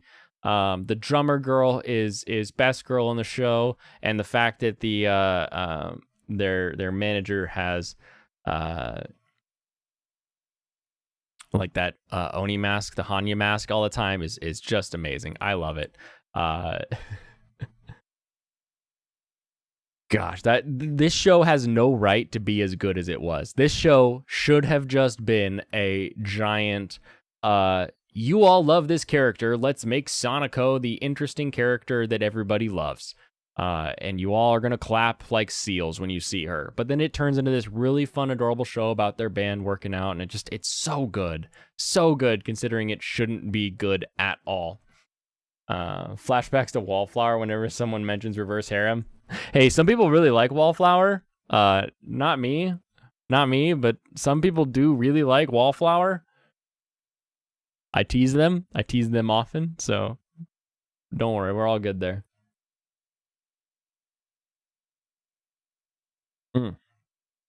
Another one bites the dust. Blade and Soul, like the MMO? I don't know if it's like the MMO. You tell me.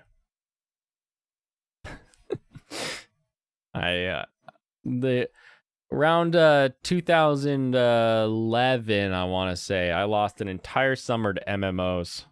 You want to talk escapism? No, this would have been 2006? Probably.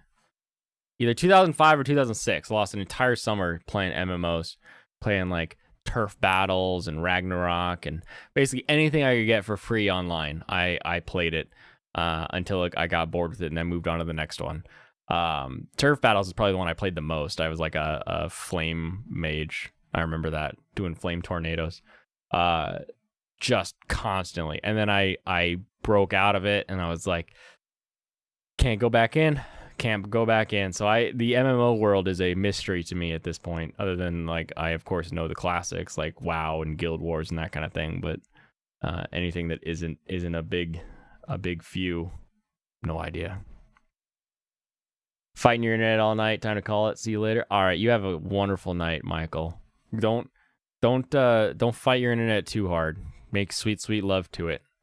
You gotta lubricate the Ethernet. Make sure it works good. Hey, Broken Blade, 12 episode. Just in time, John. Captain Earth. When a team of 4 needs to pilot a giant white robot. Harmony. That didn't look right.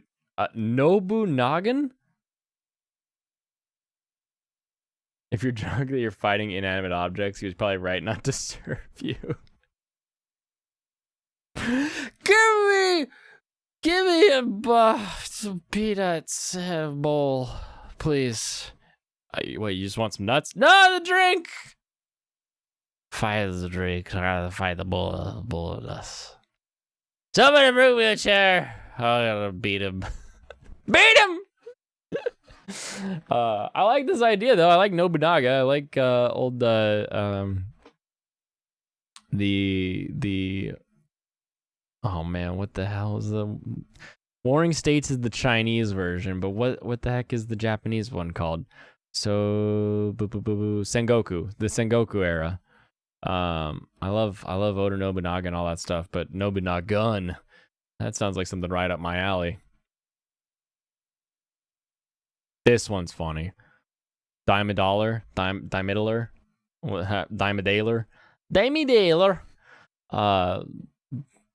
Penguins. Penguins with boners. It's weird. It's very weird.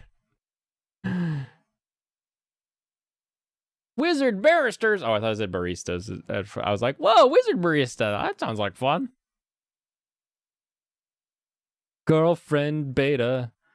The Yami Shibai, these Theater of Darkness ones were kind of fun. These are, I feel like, if Junji Ito had done shorts like this, it would have been better. Like they just had a much better feel to it, and the fact that it was very static with some movement really added to the horror elements. Freaking broken blade. Argivolin. Ghost in the Shell. Again, we already yelled at that. Gundam. Oh no, I'm yawning. Giovanni's Island. Ronya, the robber's daughter. This poor show got stuck on Amazon Prime. And Amazon Prime is like the worst for finding like new shows to watch. That died there. That died there for sure. Strange Plus. This sounds familiar. Or it looks familiar.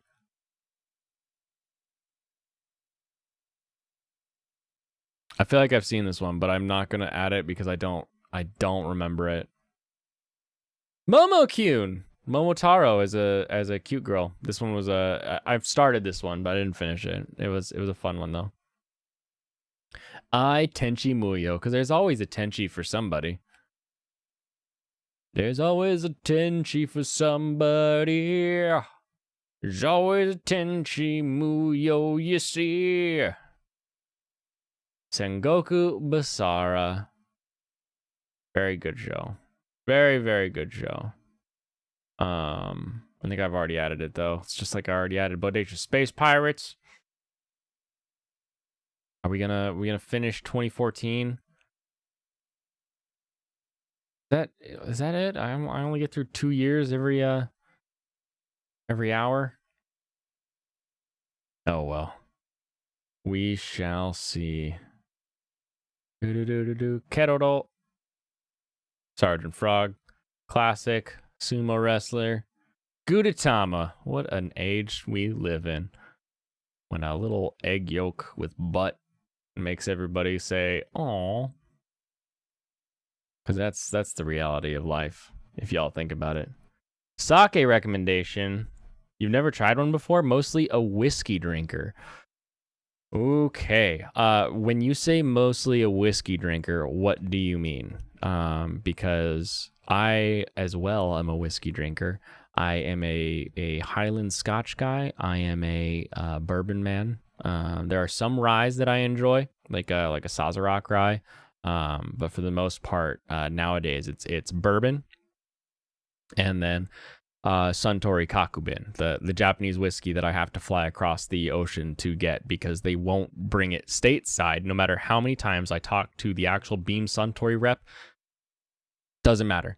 Doesn't matter. They're like, no, they're not going to export that one. I'm like, this is the only one I want. You can have the Yamazaki 21s and all those other beautiful, beautiful whiskeys, but I want the Suntory Kakubin.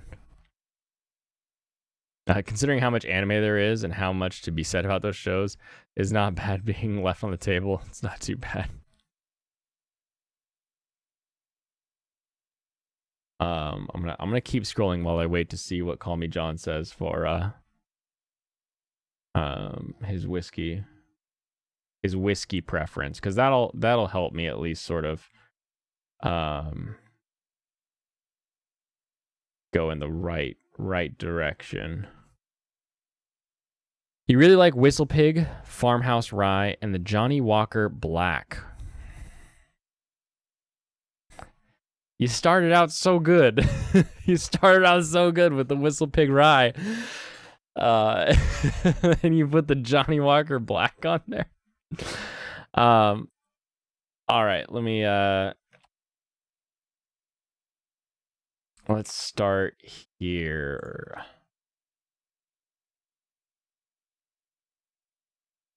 So with sake, there are a bunch of sizes.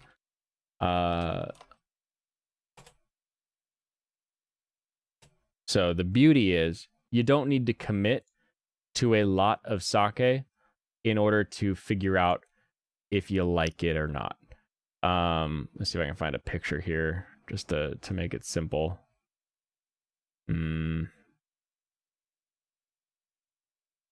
No, I'm not seeing a good picture. Anyway, sake will, like, if you go see sake at a restaurant, you're gonna see this bottle that's like 18 inches tall, about 6 inches around. It's this massive thing. It's about 2 liters. My carton of Tanuki sake, that's 3 liters. Like, you get big things of sake. Then they make the smaller bottles, the 750s. They're the same size as a wine bottle. So you can get, if you like a sake decently well, like the Mu that I've had previously on stream, that is a basically a wine bottle size, so 750 milliliters. Then comes the 300 milliliter. That's these guys. These are the, let me give it a try. Most sake brands will have a 300 milliliter size that you can try. Now, your 300 milliliter is gonna cost anywhere from $8 to $20, depending on the quality of the sake that's inside of it, and the 750, so more than double, is going to be maybe about 50% more expensive. So a $10 one of these is going to probably be a $14 750. So as you can see, the more you buy, the more you get. So if you buy these, try these. If you like these, then you can get the bigger one. The other size is the to-go, or the cups. So this one specifically is the Chika Sake Cup. The Chika Sake Cup is only in a cup. The Morimoto 1 cup is only in the tiny cup. But you can find tiny cups of Onikuroshi, which is one of my favorites, and even boxes of Onikuroshi, which is one of my favorites. So you can get some that will be in a box all the way up to the big ones. You can try the little tiny guys, see which ones you like. Tanuki comes in a little tiny guy, and then move up from there. You're relatively new to nicer whiskeys, just trying stuff over the last year and a half or so. Oh boy, have I got a few. Let's do sake first, and then we can talk whiskey. Because my wife used to work at a very, very high end restaurant here in Seattle area, and I got a very good relationship with their spirit manager, and so he would bring me in anytime they did whiskey tastings or brought in a manufacturer or anything like that. So I got a lot of hands-on liquor experience through that, which was just a blast, because there's stuff where you're never gonna buy a bottle of it, but to have that little tiny sampling of something, you're like, oh my goodness, that was amazing. So for sake, some of this stuff is going to have prices on it. Just ignore that, because who knows what it'll actually cost wherever you're at, and also whatever size you get. Kurosawa Junmai. This is the first sake I recommend. This is a everybody likes this sake. Some people think this sake is the best. I think it's okay. This is a very good idea of what sake is in general. This is going to have some of the sweetness of the rice, because the rice they use is a very sweet rice. But the overall drink is much more like a dry white wine. So you're going to taste more of the wood that it's been aged in, as opposed to just the like sweet of like the highly polished stuff. As a rule, Junmai and Ginjo, let me pull up the word Ginjo. So Ginjo is a less polished rice kernel. So they polish the kernels and the outside falls away as they're polishing it. Uh, Ginjo has less polishing done to it than Junmai Ginjo. Junmai Ginjo usually tastes sweeter and less like the fields than a Ginjo does. So most of the sake I prefer tends to be in that Ginjo range. So like the Tanuki sake that I love. Let's see if they've got Tanuki on here. Nope. Of course they don't.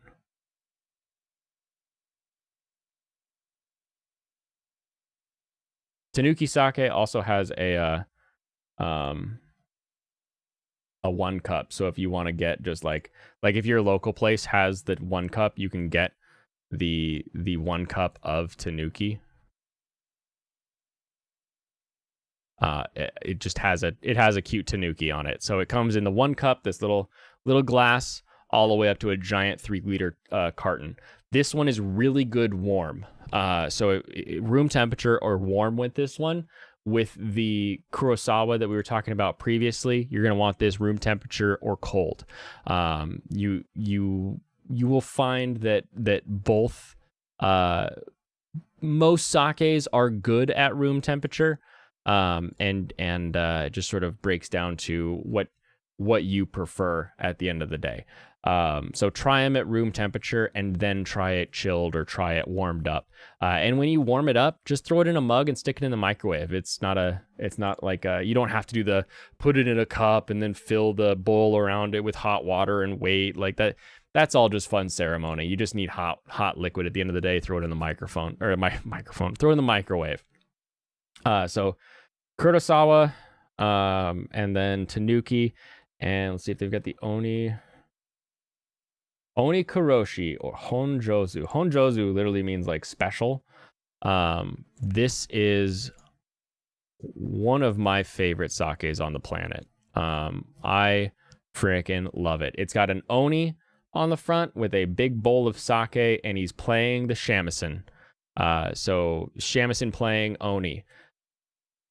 This is a beautiful sake, very dry. It is. This will remind you of a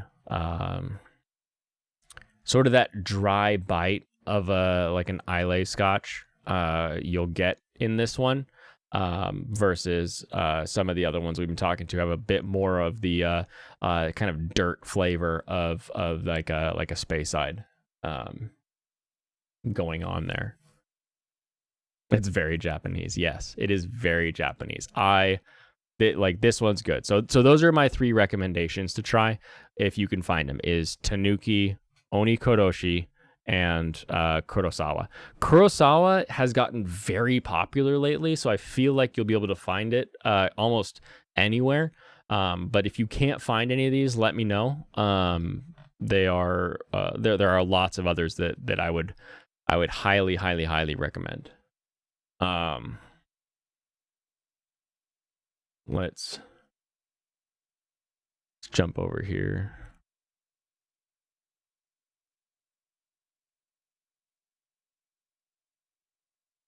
Boom, boom, boom.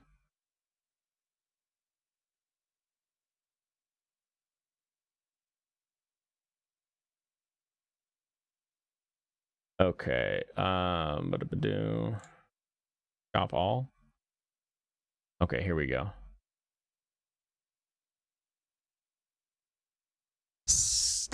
So just getting in to nicer whiskeys. This is one of the most fun times in your life. Is when you go from like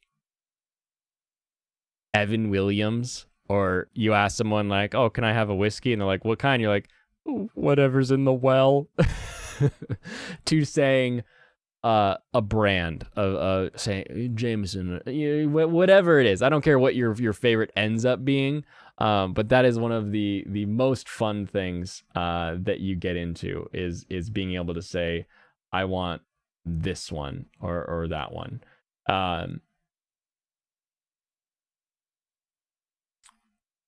For me, good whiskeys like whiskeys that are worth the time.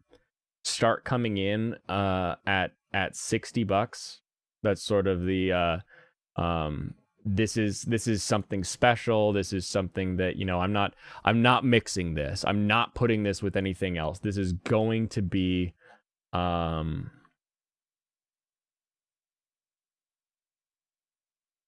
this is going to be a just, you know, drink it and drink it straight. The Bib and Tucker 6-year. This is a very, very good bourbon. Very delicious. It is everything you want from a bourbon. It's gonna have that kind of wheatness to it. So wheat makes it sweet. That's sort of the like Maker's Mark is highly wheated. That's why it's very sweet. Whereas like Bib and Tucker, with the extra age that it gets, you're gonna taste the wood. You're gonna have that sort of full mouth feel to it. And if you happen to have a Total Wine near you that has the 12-year select, buy it. 100% buy it. I bought it, tried it, went back and bought 2 more. Like that's how great it was. Adding years doesn't necessarily make something better. Like Bullet bourbon is really good. The Bullet bourbon 10-year is not much better. It really isn't. At the end of the day, the Bullet bourbon is just as good as the Bullet bourbon 10-year. There's no reason to get their more expensive one. The Bib and Tucker 12-year compared to the 6-year, I would pay 3 times the price. I would. It was fantastic. It was amazing. But they're not asking me to, so I'm not going to. But the base 6-year is a fantastic bourbon. A lot of the wood flavor to it, which I love. The other thing that it's very good at is taking on extra flavors. So if you want to have some fun and get like a cloche, like one of those glass cake cover things. Light some little cedar wood chips on fire and put them down, or mesquite wood chips or something, a hard wood chip. So like apple, cherry, mesquite, any hardwood that you would smoke meat with. Light a little tiny, a few shavings of it on fire, and then put a cloche over the whiskey and that. The Bib and Tucker tastes really good when you smoke it. When you've got that little bit extra, it takes on other flavors very well. If you soak it, ferment or steep it, I guess. I don't know what the flavoring process would be called, but cut a bunch of figs and mix it with the Bib and Tucker, and you get like a very, very subtle fig flavor with the Bib and Tucker. It's very, very good at taking on flavor while still letting you know I'm still whiskey at the end of the day, and I'm the star of this show. We can have some other lights, we can have some other fun events that are going on, but I am the star of this amazing whiskey show. Very, very, very good whiskey. And at $63 plus whatever your state taxes are, it is well worth it, and it gets you to the point of I love Jim Beam White. Like just the basic bitch Jim Beam White is a really fun fun whiskey.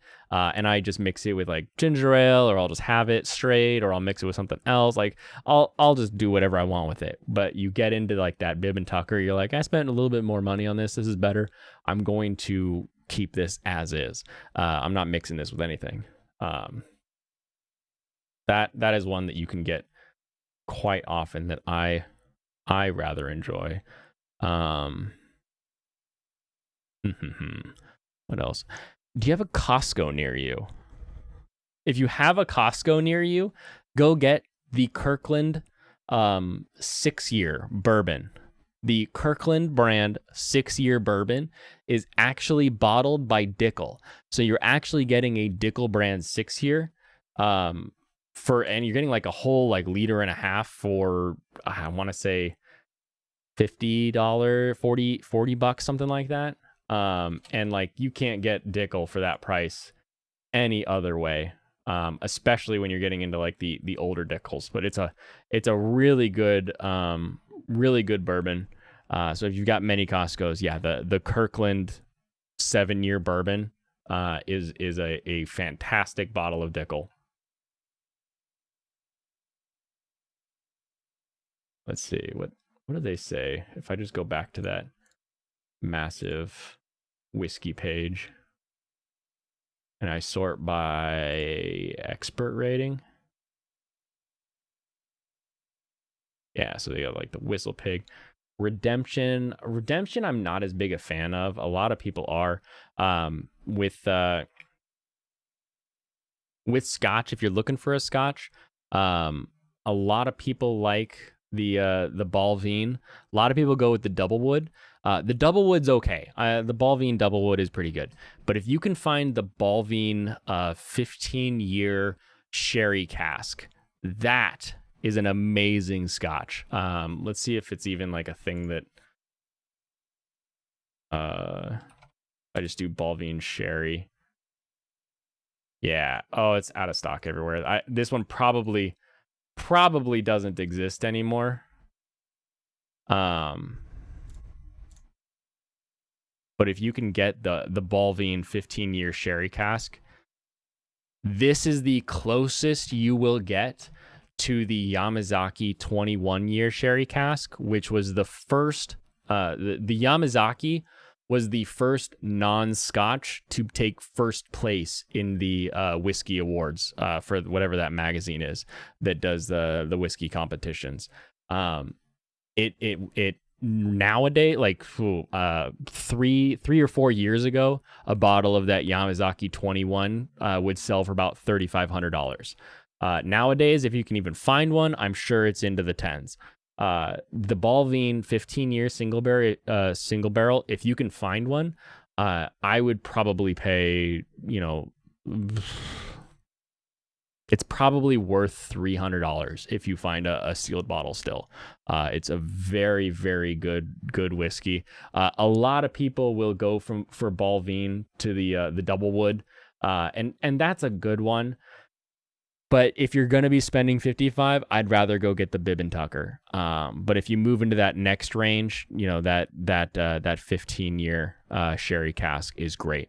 Really, most whiskey that finishes in sherry cask, I really like, because a sherry cask doesn't make it taste like wine. Like a lot of those wine finishes, they have like a white wine cask that they'll finish it in quite a few times, and it ends up feeling like you licked the wine's butthole, and you're like, oh, what's this aftertaste? There's something that happens when you mix whiskey in a wine cask. But sherry, having been aged a bit more, having gotten to like not quite liquor, but it's getting somewhere different with the way that it's produced, allows the sherry flavor to kind of come in as like an overtone without giving you that great butthole flavor at the end that so many of the cask finishes will give you, that are other wine casks and stuff. So if pretty much anything, let's see if there's anything in stock right now that has a sherry cask. Let's see. Dalmore has a 12-year sherry cask. That one is probably pretty good. Because like Dalmore is a pretty consistent whiskey overall. Not many of the rest of these though. Oh, there's that cigar malt. Yeah, it looks like it's really just the Dalmore.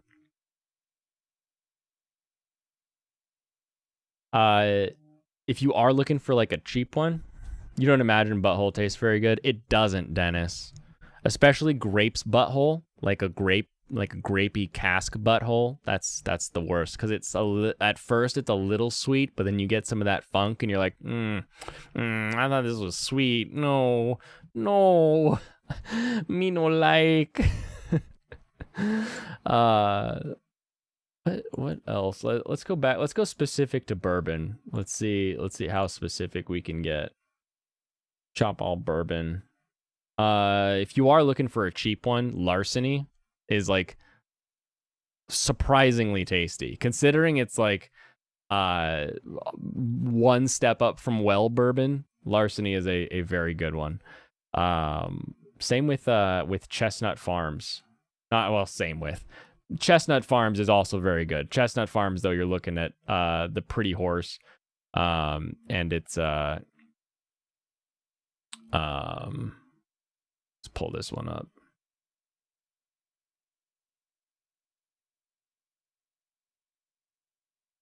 It's got a pretty horse on the bottle. It's very pretty, very tasty. Scotch man yourself. What's a Highland Scotch? Speyside. What's your Scotch of preference? Our friend Call Me John here is getting into nicer whiskeys, so we're throwing alcohol recommendations around.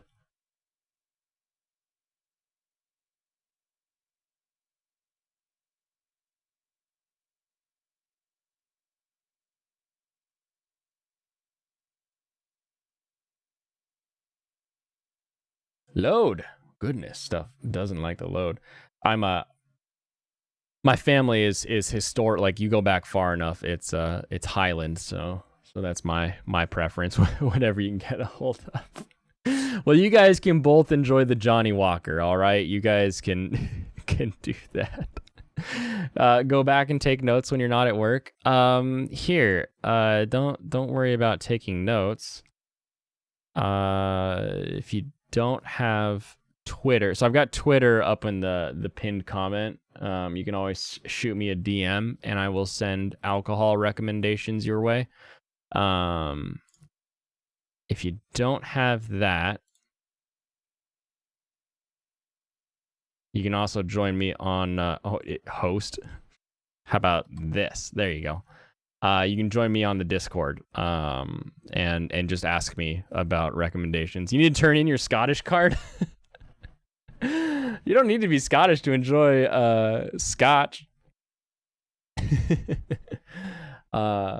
You go back far enough, we've got Neil and McNeil. So we got the cool Blackwash Tartan. But I would. You look at my whiskey cabinet, it's 50-50 bourbon and Japanese at this point. I have a couple scotches, but it's like a Macallan that a friend got me, or just stuff that I've had forever. I've got like a 21-year Dalwhinnie that I freaking love it, and I nurse it every couple years. I'll have like another half of a shot of that one.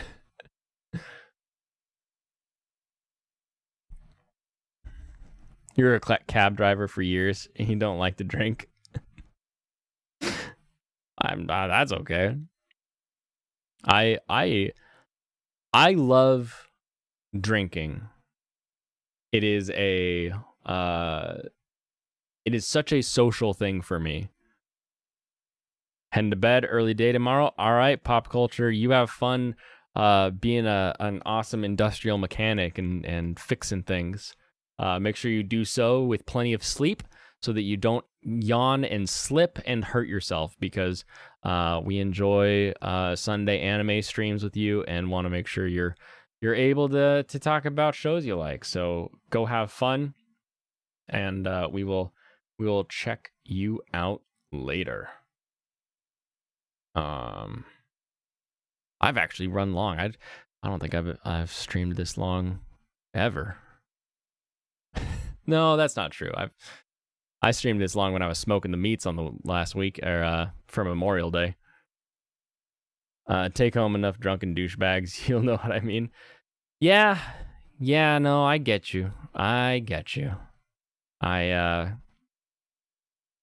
never had to be the DD, but I'm quite capable of still acting and performing tasks when I'm probably at a place that I shouldn't be able to. So I always ended up having to help the DD get everybody in the car, and then we go to like a diner, and we've got that diner in Seattle that does the 12 egg omelets. Sunday anime stream. Yeah, Pop Culture Mechanic does Sunday anime streams. So you get to hang out with Brandon on Saturday morning, and then Pop Culture on Sunday morning, where he talks about some some show that is one of his favorites, like, of all time. He did Galaxy Rail 999, and then I'm forgetting. Oh, he did Soul Eater this last Sunday. So some fun stuff. But all of you freaks, and you're like, oh, I'm gonna do a stream, but I'm gonna do a stream at 7 a.m. Blaine's time. It's gonna be 9 a.m. Blaine's time. You all you crazy people with your early ass streams, and you don't even live on the East Coast. I don't get it. You're like, oh, this is my time, and I'm like, what? Why so early? It's a friggin' weekend. I don't wake up till friggin' noon. Oh. So next time I make it to a Saturday anime with Brandon, I'll just be like, yeah, I just woke up and I'm still not wearing pants. Used to live in Everett. That's crazy. That's my middle name. That's hilarious. No, not because of the city. I will tell you that much. The city's named after me, not the other way around.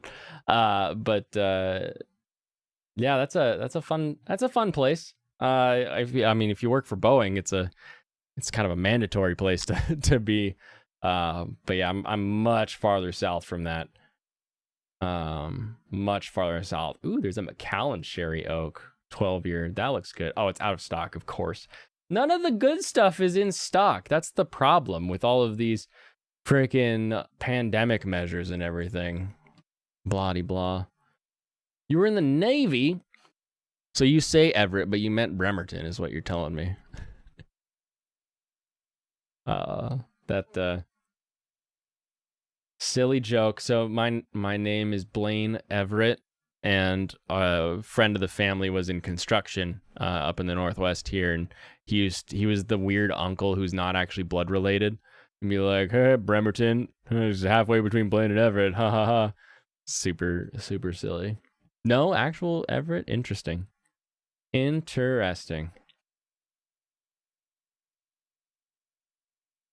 All right. Well, I only made it through 2013 and 2014 anime for this time before we started talking whiskey, and we were getting deep into the food discussions before that. So this is a very, very long but not super productive stream. But I don't know, like, the stream is what is the product, so who cares? What am I worried about when it comes to getting something done? If I don't make it from 2010 to today, then I'll just pick something that I do like from these time periods. When I talk to the anime guy, I remember enough things that I enjoyed. Ship was on Bremerton when you arrived, but it moved to Everett after 2 months. Interesting. That is I never think of Everett as having water anywhere near it, but that's probably because I only think of, like, the Boeing facility when I think of Everett. So it's just like, are you at Boeing or not Boeing part of Everett? It's also just so freaking far away. I don't have a plane that I can just take off and travel up there in 20 minutes versus sitting in, like, 2.5 hours or 3 hours, 5 hours of traffic, depending on the time of day. Crazy stuff there. Anyway, never be sorry about that, John. I enjoy chatting food because, like I said when we started, food and drink, those are some of the original escapes, right? We didn't have to make cheese, right? We don't have to make alcohol, but as humans, we do. We take time to make a product that makes people happy and helps them relax and unwind. What, if not an escape, did I just describe? Like, we can use food as our escapism for our relax. We can use drink as our escapism, as our relax. And again, part of our goal here is that healthy escapism of we're not doing it alone. We're not hiding in whatever our escape is, but we're enjoying it with other people. We're building community, and we're going to hang out. And we're going to chat about how great it is. So anytime. There's a bar on the north side of Everett. Oh, a base on the north side. Made the alcohol out of the food that was spoiled. Good old grandpa style. Just crack open the apple cider and throw it under the stairs and wait until it gets all foamy. Oh my goodness. All right. I have got to call it. This was a fun episode. Had a blast. Thank you everybody for swinging on by. Make sure you hit that like, subscribe, and share the stream so you can let everybody know where they can come hang out if they just want to chat about whatever their favorite escape is, or if they really, really like anime. That is my primary there. You've already made another PowerPoint for modern anime. You're on top of it. I have been going through every year, so 2010 through 2014, and I have been finding things that I forgot I had seen and loved. I was like, oh, that's right.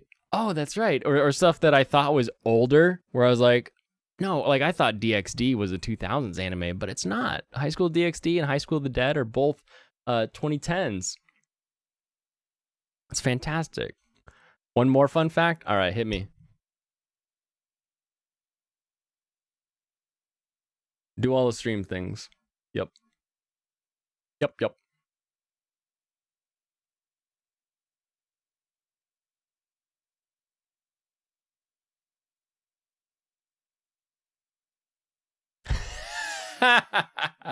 That's awesome. That is awesome. I have only heard one thing.